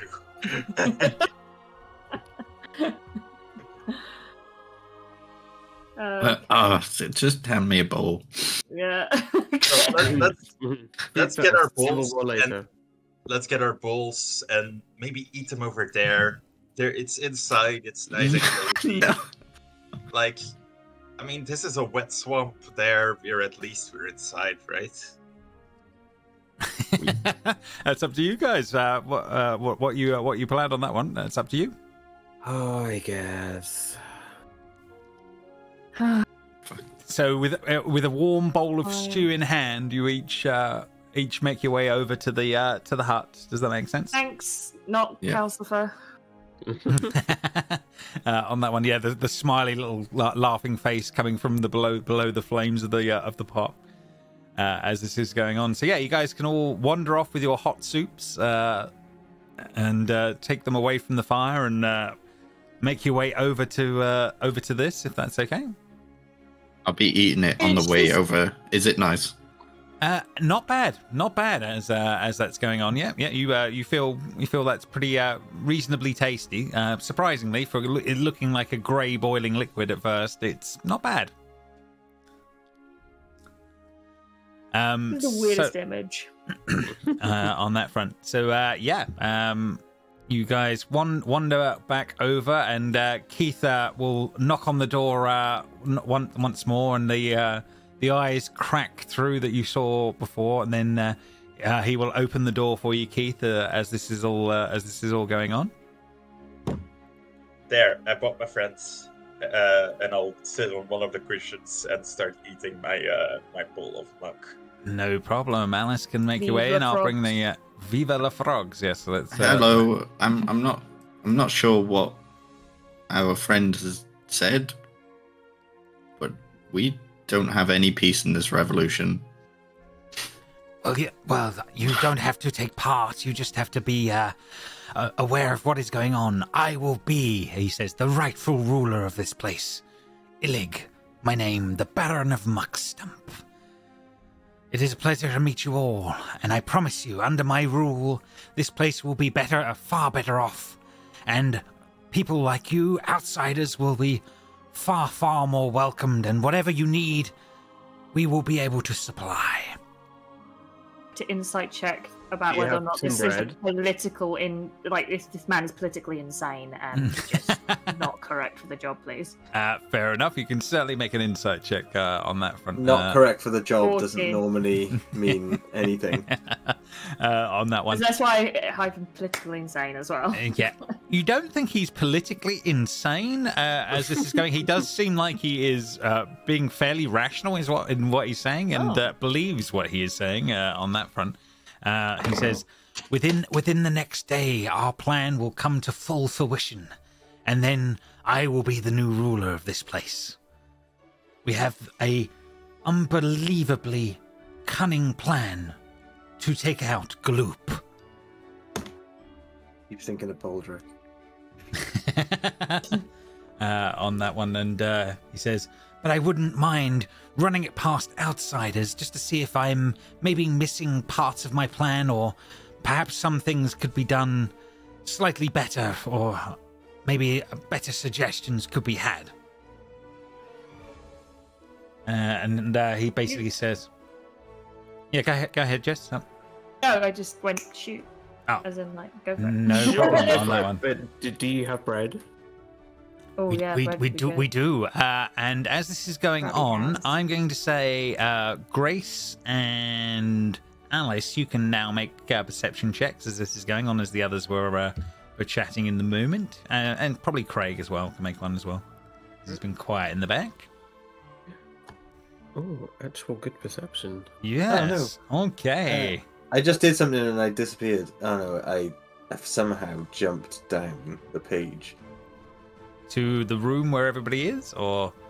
No, it just sort of I disappeared, I don't know. Oh, okay. You got no token on the screen? Oh, yeah.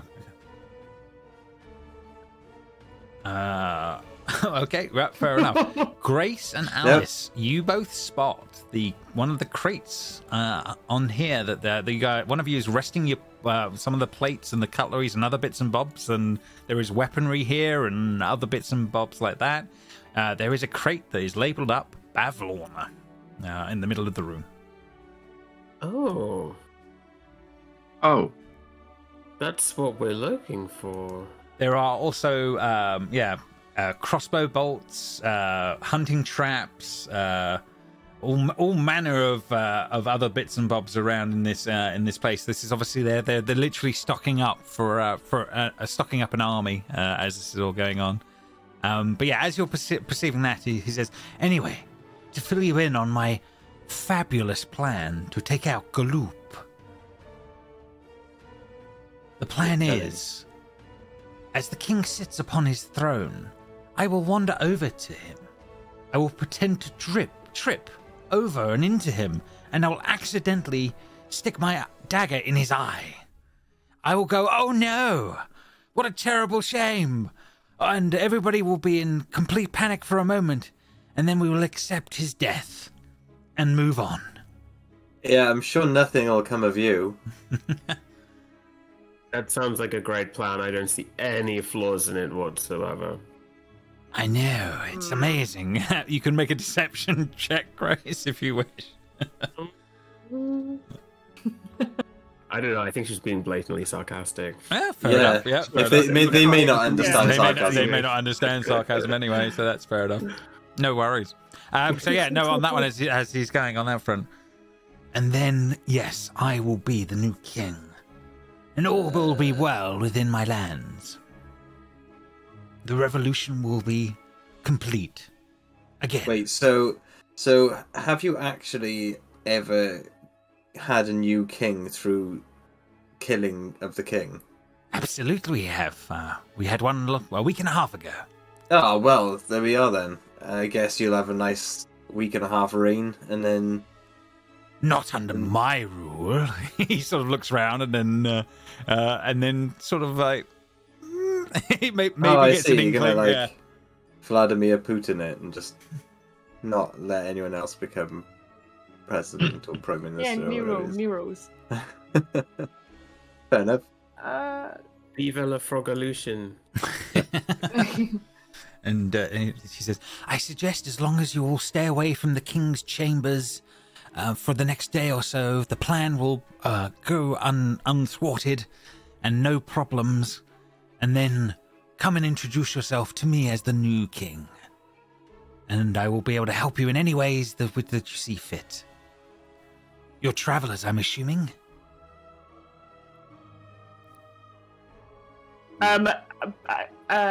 Edward's gonna whisper to Alice, don't we need to kind of be near there? Isn't the scarecrow near there? Yeah, we'll get the scarecrow, we'll leave, and then just let this happen. I personally don't care about these frog people. That's fair enough. Anyway, so you guys, do you guys spend an hour here resting, eating your food, and generally chit-chatting with the frogs? Does that make sense? For the yes, next, please. For the next Let's have a short rest. You absolutely I would can. love a short rest. No problem. So yeah, go for it. Hey guys, do you know what hotboxing is? Look at what I can do.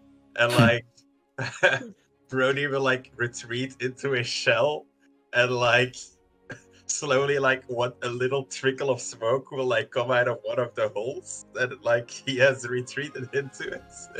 And that's how he takes a short rest. So it's fair enough on that It's one. an amazing thing. Wow. I just rolled absolutely terrible on my short rest, so brilliant. Oh, that's fair enough. I mean, well, there's one other thing you all have to do. Can everybody make me a Constitution saving throw, please? Oh god, the soup. The soup!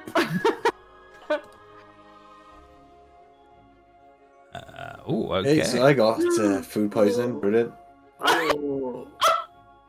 Oh man! Oh, Drew. Oh, Drew. Okay. Hang on. Let me see if I can find what needs to happen. And where are they? Oh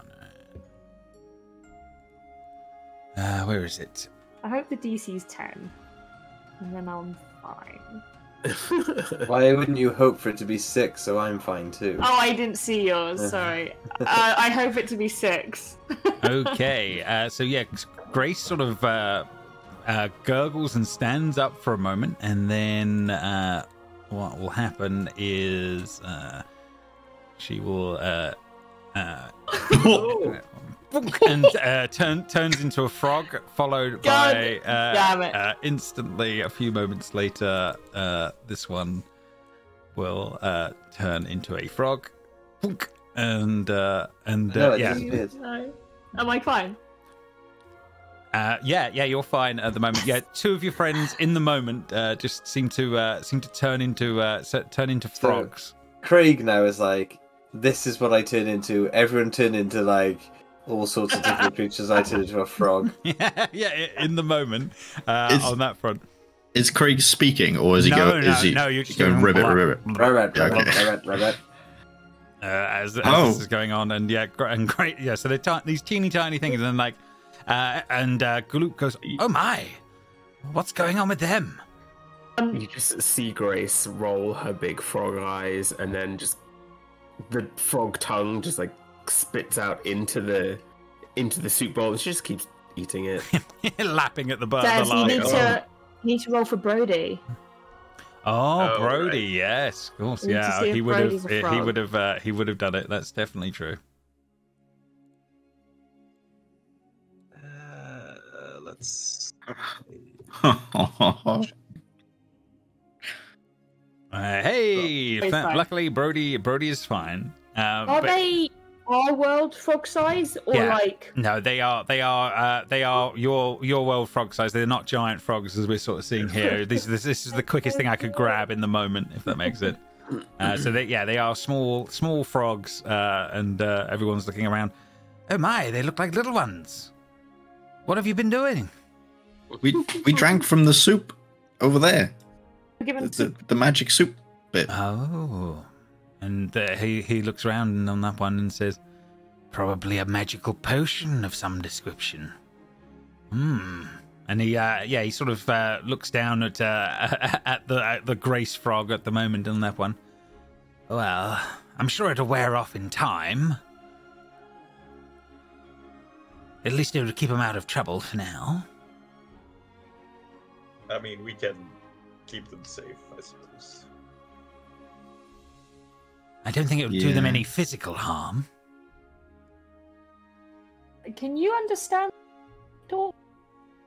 Because we're only hearing noises. And that's a very valid point. I'm going to say they can talk to Grace and to Craig in this moment. Yes. They probably have I still got like speak with animals anyway? So you technically do. Yeah, on that one, but. Grace probably just said something like, "Oh, for fuck's sake," and then continues eating. She seems angry but hungry. It's normal. There's no change in her general disposition. She's hangry. Yeah, she's angry in the moment. Okay, so by the way, Mr. Frogman, Illig, the Baron of Muck Stump. Yeah. Okay. We need this box. The crate there. You need to pass it to the hag for some reason. Yes, we do. She specifically asked for us to come and get this box. Well, we certainly don't want any trouble with her. I mean, we will have to maybe look into what we will do about that situation at some point in the future, but we certainly don't want to anger her. Yes, we nearly did, and it nearly ended quite bad. That's why we need this box. I've no reason to stop you, sir. As long as we'll keep your mouths quiet and avoid the king, there will be no problems. If we have come to an understanding. Yeah. Do you know what's in this box? To be honest, I don't think I have actually ever looked. Does anyone else? And they kind of look round at each other and sort of like, no one's actually gone inside the inside the crate at this point. Do you want to look inside? Any of you? And look at all the frog people. Like, quite enticingly. Like, yeah, they're looking at Illig as kind of like, I'm not sure I want to have too many dealings with the hag. I don't think it would go down well at this point. I think I will decline. Why would it be a really good chance to show your strength and courage as a leader, and show your new who will be your new subjects here? What a heart of a king truly is. Oh, make a persuasion check with advantage. You're hitting the things in front of his men here. Yes. Do it again. There you go. No problem. For the love of God. Yeah, he could roll, but let's see how he's going to do. 13. Unfortunately, he's like. Yeah. Edward said it with like a quiver in his voice because he was like, "What am I saying?" No, I think we'll hold off on that. When we are stronger, we will deal with that sort of thing. Yes, men. Yes, and they're sort of like. Generally nodding like none of them were going to go anywhere near the damn thing on that front. But we are willing to allow you to take it by all means. Okay, thanks. Good luck with your revolution. We are going to go to the hag. We're going to deal with the 2 frogs that we have as well. Yeah. Good luck. Edward's going to look at Grace and say, "Do I have your consent to scoop you up?" She gets back on her big legs and just like shrugs her arms a little bit. Like, sure. What else am I gonna do? Cool. I can't remember which frog is which, so I guess I'll grab this one. That's Grace. Fair enough. Okay. Yeah, you grab away. That's no problem.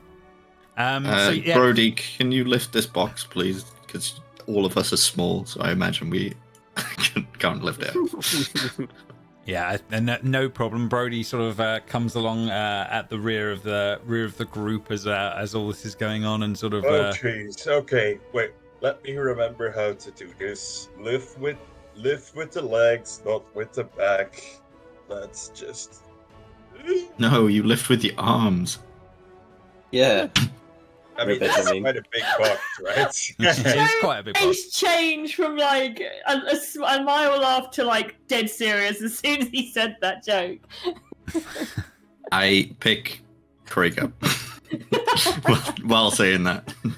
Fair enough, no worries. So yeah, with frogs in tow and crate under another arm, you guys definitely will be able to make your way out back into the thing. After you finish your short rest in the space as that was all going on, and sort of make your way wandering back towards the to the center of the space. That's no problem. Can we go to the fire? Yeah, ask Calcifer if the frog thing is permanent, please. Yeah, you can definitely go back to there if on that one and see what's going on that front. So yeah, you guys make your way back to the fire, and then sorry, Edward. So yeah, what do you ask? What do you ask of him as you see the face in the flames? Soup was delicious, by the way. You did a good job cooking it. But we just want to know if the frog thing is permanent, and will hold out the grace that he has, and just show. Is that what it did? It's sort of on that one. I have no idea. I just sit here and cook it. I don't know what it's in it. Who filled it up? The woman came down from above and worked on the recipe for a while and then left. Like Mary Poppins from above? Like flew down? Came down on a giant lily. Floated.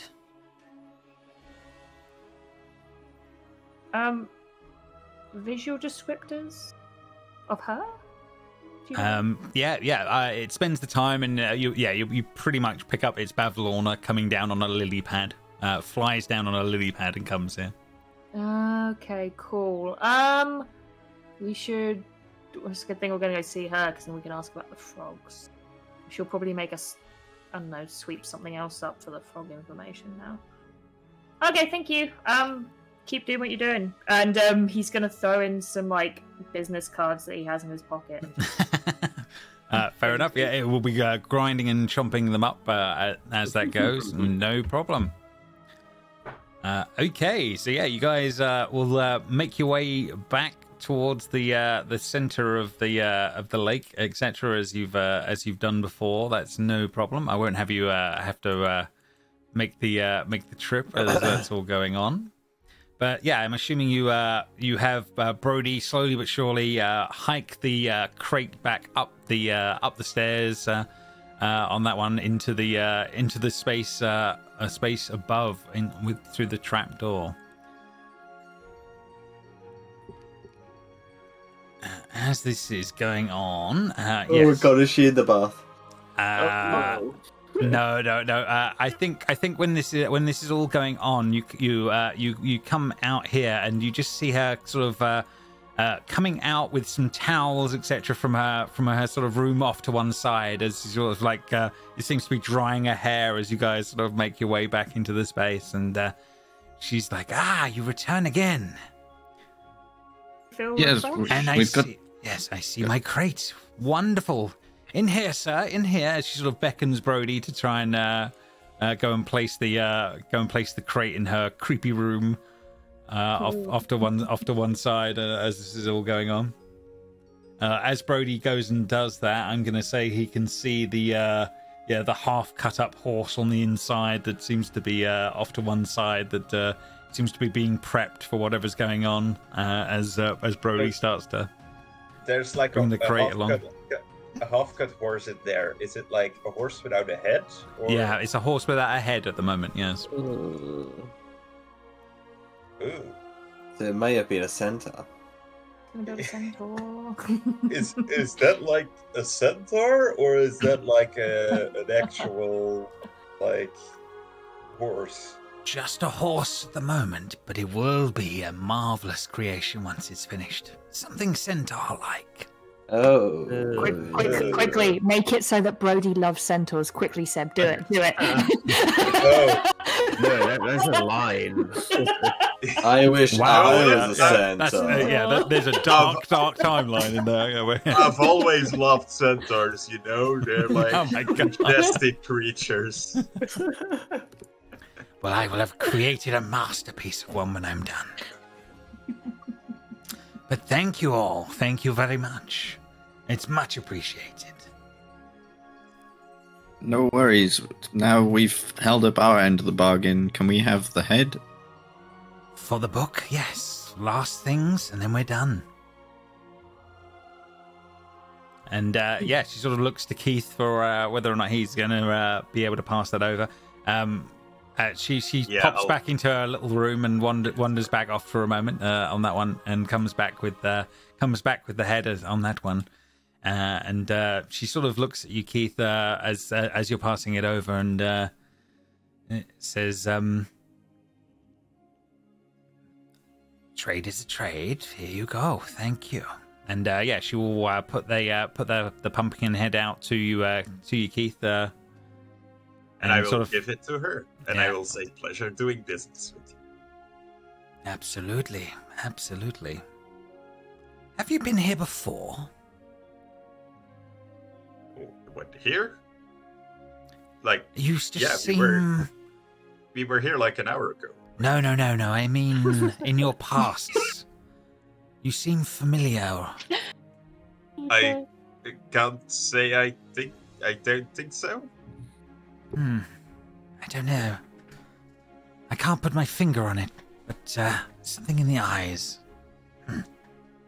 And she hands over the bits on that do one. I still have the locket with like apparently my parents' faces in them?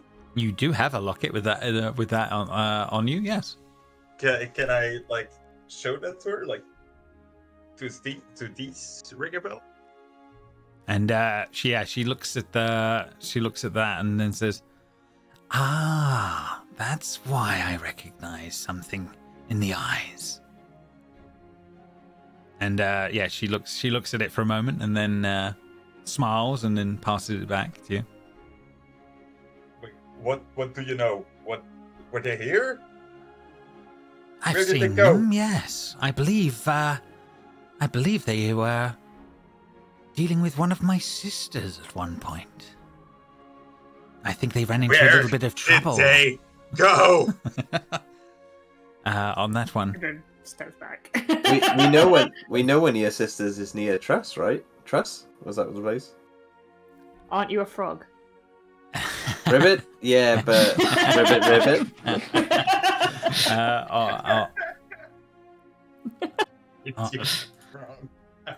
Sorry, bear with me. I'm just making sure I get the right little bit here. I feel like I said that in a bitchy way as well. I was like, aren't you a frog? Shut up. You frog, you should shut your mouth.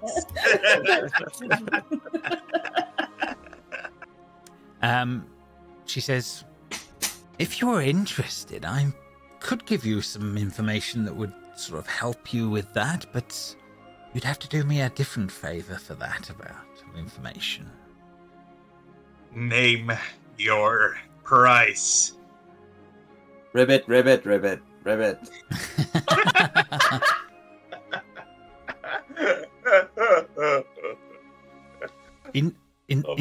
One of my sisters, Scabatha, she has a magical portrait.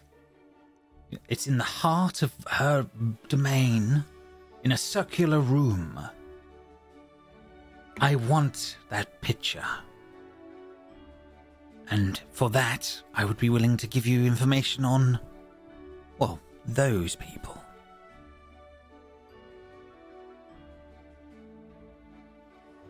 Gabata, picture, circular room. Got it. Yes, when you bring me information on that, I will fill you in on what I know. And it sort of gives you sort of a nod and an eye of Keats will like nod and like his eyes will be like full with like determination and like I don't know, a fire that you've not often seen before. Fair enough on that one, but yeah, there's definitely an understanding between the two of you as this is going on. She seems like interested in what that might, how that might play out on that front. Well, I wish you all good luck with your quests. I hope things go well for you.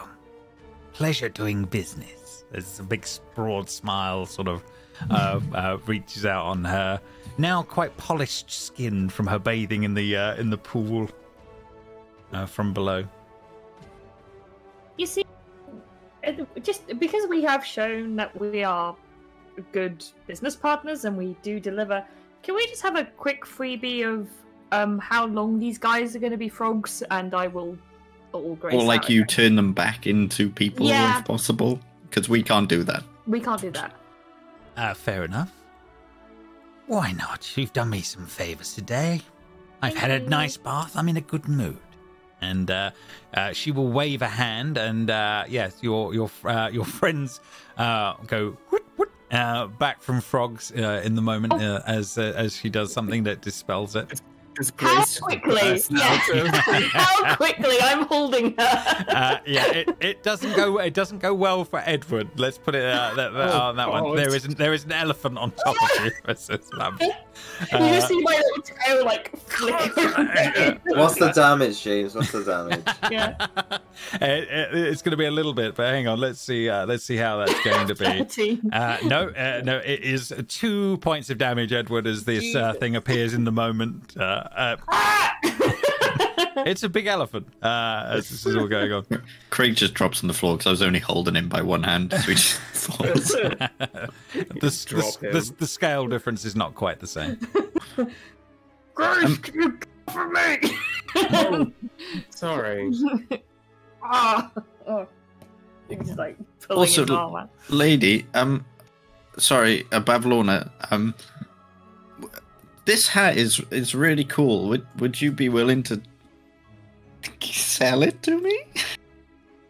I'm intrigued by it. Oh, I'll do. No, I will. She looks at you on that one and says, It's giving off a very cool magical aura. It is an interesting piece. I'm not denying that. What are you thinking? What would you offer? I don't know. 15 gold pieces. She sort of Nothing. yeah, she's not you see a little laugh on that one, and she says, no, I don't think it would be quite that, but What a would memory, you like? maybe. Why does everybody want memories here? What is happening? Well, if you Just don't do feel it. like... How many memories do you need? What sort of memory do you want? Like, I can give you like a terrible memory. No, I think I would take the happiest memory in your head. Oh. Whatever No that, idea what whatever that that. would even be. Yeah, no, that's fair enough. Yeah. In the moment, she probably can't think what it would be. Tell her it was the day you started Box Company. Yeah, the day you met Edward. Tell us that. But one memory, one event from your life gone for good, and then I'm more than happy. That would be amicable. What is this hat then? I want to know if this is worth my memory. She says, it has its uses. It's more of a creature than anything else. It can look after you a little bit and do some bidding. It can be a familiar of sorts.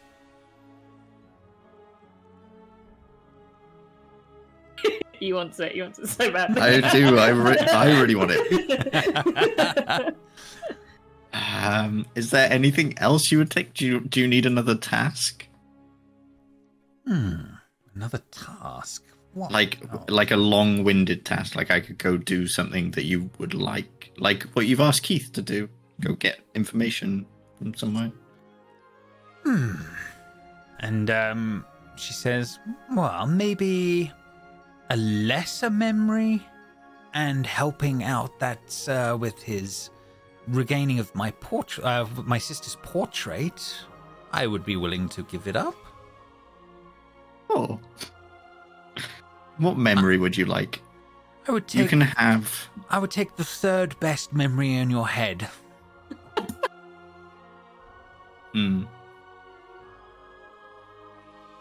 That's pretty good. Third best memory? Who cares? Yeah, sure. I'll message you what it is, James, when I can think of one. Absolutely. Yeah, it wouldn't be the best day that she ever had. No, I'm trying to think of like a really good thing, but like something that's just kind of, cool. It's going to be up there with like Come in Here or something stupid like that, isn't it? Yeah. Or the something to do with the book. Yeah. Blah blah blah. No, I'm happy sad with life. That's a pretty sad life for it. And so she will pick the hat up off of the mannequin, and then and your payment will come in time. Oh wait, do I not get it now? Yeah, no, she's offering you the hat now. What she's saying is that her side of the bargain that you have to keep can come later. That's not a problem in her book. Okay. Do you want to take the memory now, or at the same time that I give you information? When you return with the portrait, and with his help, I will take the memory. I won't say one thing. I will put one time limit on it of 8 days. Just that one thing. 8 days. And then she will offer you the hat. Okay. Sure. No problem. Yep. She hands you over this magical witch's hat that you can see in the moment. And she seems like happy that the bargaining has taken place. Is there anything else I can do for any of you others here? Is there anything else? Anyone that needs a bargain of some description? I'm more than happy to help. No, I'm fine, I think. Like, he looks at, like, everyone else, like, you good? Good. I'm all good. Well, pleasure doing business with some of you. As she sort of looks to Alice and towards Keith, as this is all going on that front. But I will be seeing you in a few days' time, then, by the looks of things. As she sort of looks towards Alice, sort of knowingly, but I will be Keith bidding have you the good day. same 8-day timeline, right? Or is it just me? The only one that's got a Keith hasn't been given a time limit. You have though, with this bargain of this gift on that one. That's the only difference that's happened so far. Kind of puts a time limit on Keith, just for loyalty's sake. That's up to Keith. But yeah, that is the only one on a time limit seems to be Alice right now. Cool. Well, it's Keith's family, and he's determined, so I imagine he wants to do it as quick as possible. So. No worries. Cool, I'll just walk away with my hat, just like skipping across, like. Fair enough. No worries. So yeah, you guys will. Does the hat shout Gryffindor? I am not putting it on just yet. I'm waiting. No problem. That's the familiar you have. It's just a talking hat from Harry Potter. From Harry Potter on that front. Now, is excellent. the hat for a human head or a tiny cat head? Because if she's going to be enveloped I imagine in the giant hat, that's going to be imagine it needs a tuning. So it looks like a giant. It looks like a giant hat right now. Yeah, on that front. But yes, it's she has it in her possession, but she hasn't done anything with it. So yeah, you guys leave the habitation of Bavlorna and start making your way back down into Downfall. Easily enough, without any issues, as that's all going on. You can make your way down. None of you will be frogs. Let me get rid of that. So that'll make things a little easier. 1 second. Where is the other one hiding? Where's Craig disappeared to? Where are you, Craig? I'm in the. Oh, I can move myself. I thought I couldn't. Because I can't see myself very well. Yeah, I couldn't see you either. There you are. So I'm going to restore you back to normal on that front. You are welcome. So yeah, you guys make your way back down into Downfall. You have a pumpkin head in hand. But yeah, what are you guys up to? I'm guessing we're going to her house to pick up Sir Fairy Dragon thing. Sir Talavar, yes, you did leave him hiding in there because he didn't want to be wandering about or go anywhere near Bavlorna, which is one thing. So yeah, you guys definitely can make your way back to there. I'll bring you across. 1 second on that front. Would we get away with another long rest in this town? Probably no. You're not under any time constraint apart from Alice. As far as you can tell on that one. Right, is everybody in the room? Yes, I think they are. So on that front. So yeah, when you do all reappear, you do hear the invisible voice of Sir Talavar sort of yell out, "Oh, thank God you're back. How did it go? You've been gone a long time."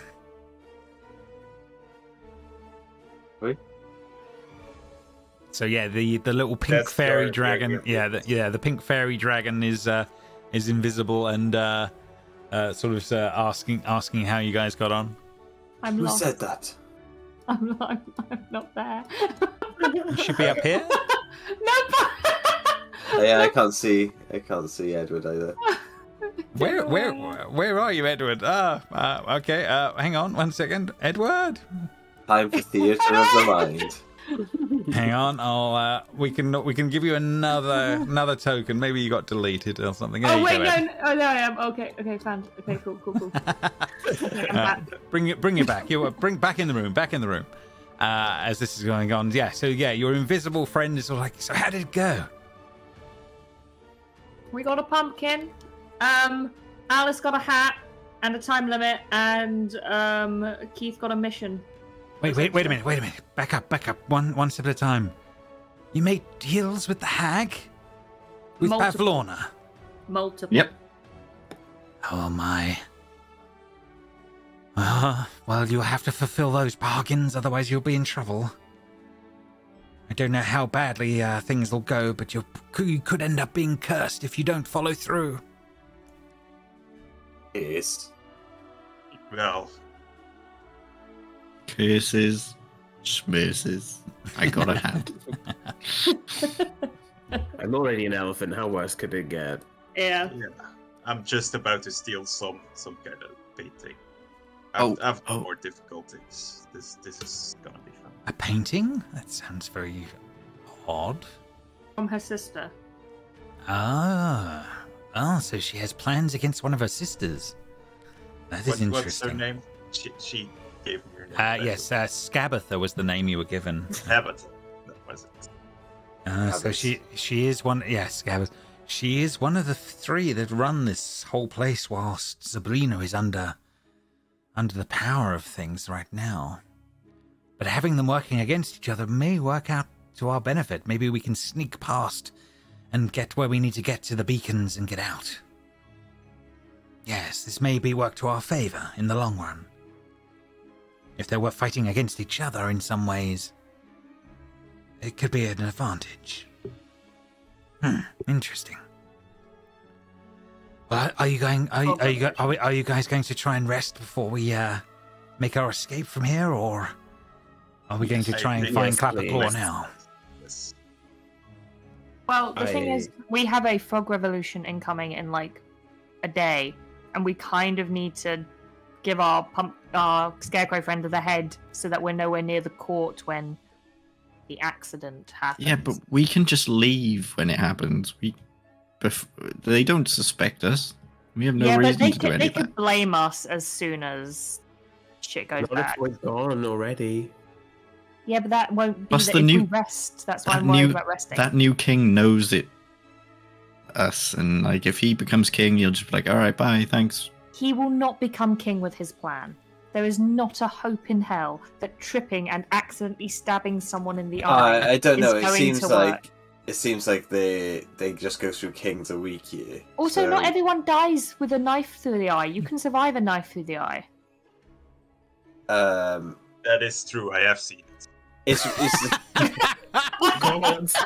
It is quite rare that would not kill someone, though. I would imagine. How deep? And if it's an accident, it's not going to go in deep. You have to like properly thrust. Well, maybe, Again, I watch a lot of true crime. I don't think it's any of our concern, to be honest. Let's just get on with our day, leave them do whatever the hell they want to do. Fair enough, no problems. So yeah, you guys are gonna long rest in here and chill and relax for the period, if that makes sense. Or yes, yep, Yes. no problem. Very much. We could just go give him his head and first, and then. Oh Completely yeah, up we to you should do guys. that. You Because I can- feel a bit bad just keeping it from him. No. But if we give it, he could go back on his bargain and then leave, because then he's got what he needs. So if we keep it, That's not how things work around here, is it? well, No, I don't not know. what It doesn't work not- with the. Yeah, not what you've been told on that front. Yeah, yes.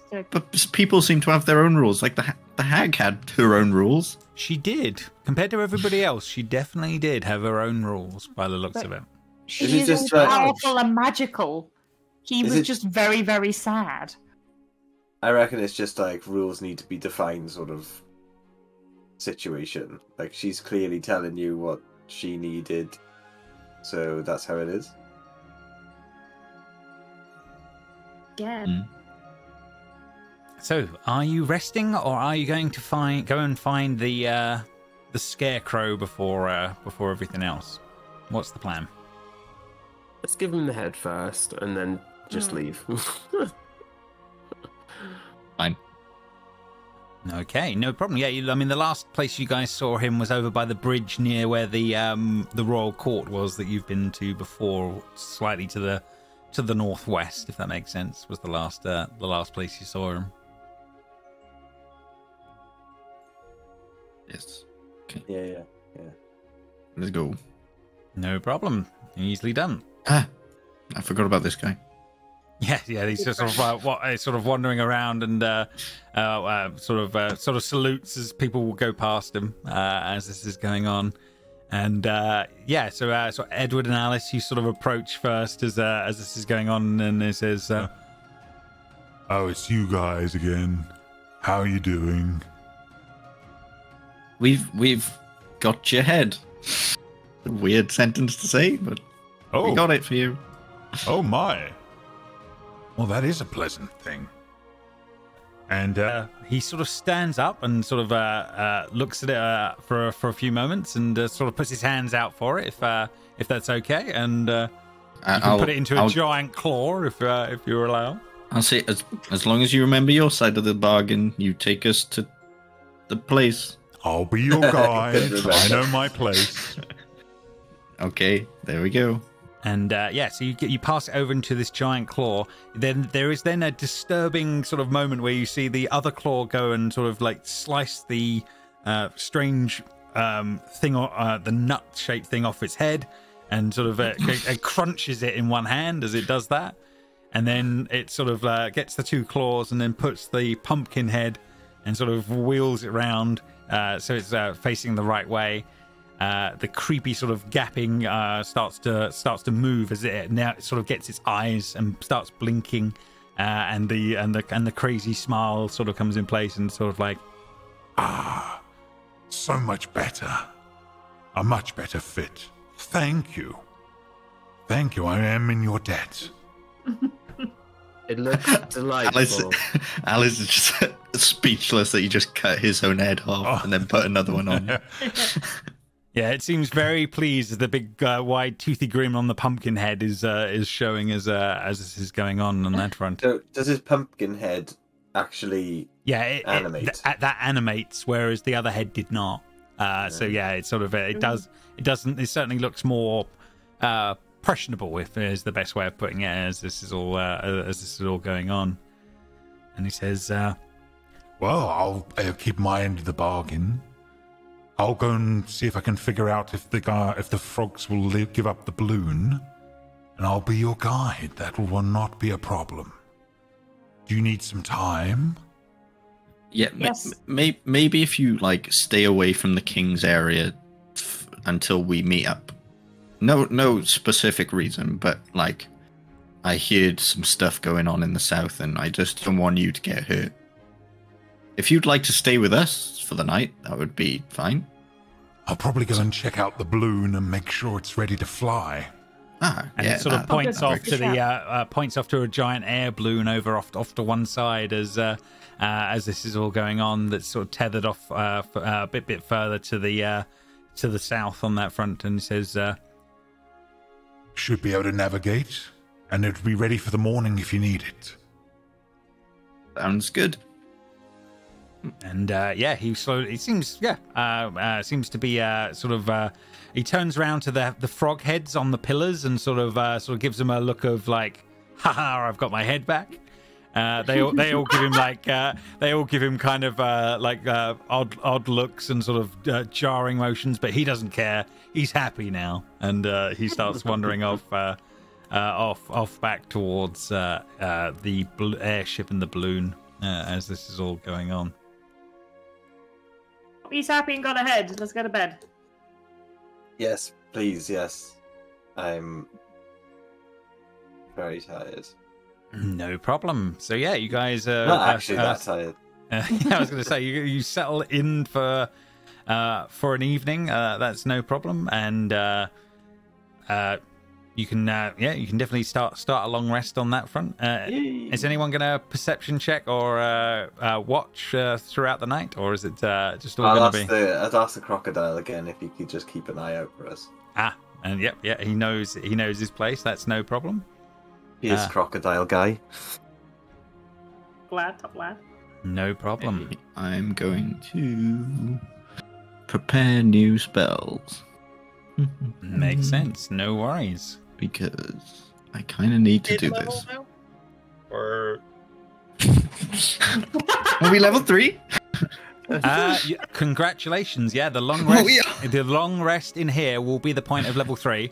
We will work it out next time. In between times, if that makes sense, because there's only a little bit more story we're going to go for. But the long rest here is the point where you gain level 3. So yes, you are definitely there on that front. Huzzah!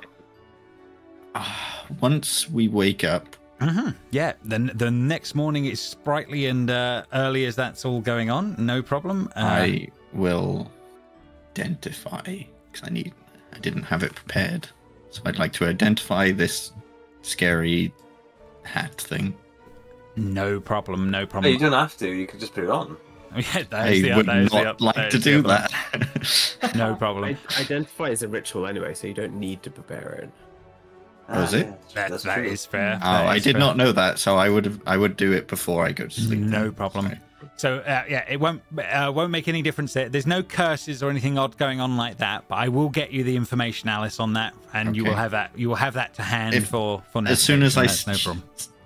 Sense there's no curse, I'd attune to it. And it shrinks down to fit on your head. No problem on that one. That all will go to plan. As it starts to talk in your ear, but we'll have that as a separate. We'll have that as a separate conversation in between. Cool. On that front. So you guys are well rested for the next morning. And Edward, you're the first to awake in the morning, as early as usual. You are the gym bunny of the group, as we've worked out in the past as that's going on. I need you to make a perception check for me as you look around at everything in the morning. Oh joy. 13. 13. You are surprised by the fact that when you look around, nothing has changed from last night. You are finally at the point where all of the people are still the same things the next morning when you see them. Or Craig. Yeah, it just squats over Craig, not squats over him, squats next to him. Squat over me, you've said it now, it's weird. Now it's just awkward. No, you just squat next to him. Craig wakes up with this lizard squatting over him. He's like, "What? What are you doing?"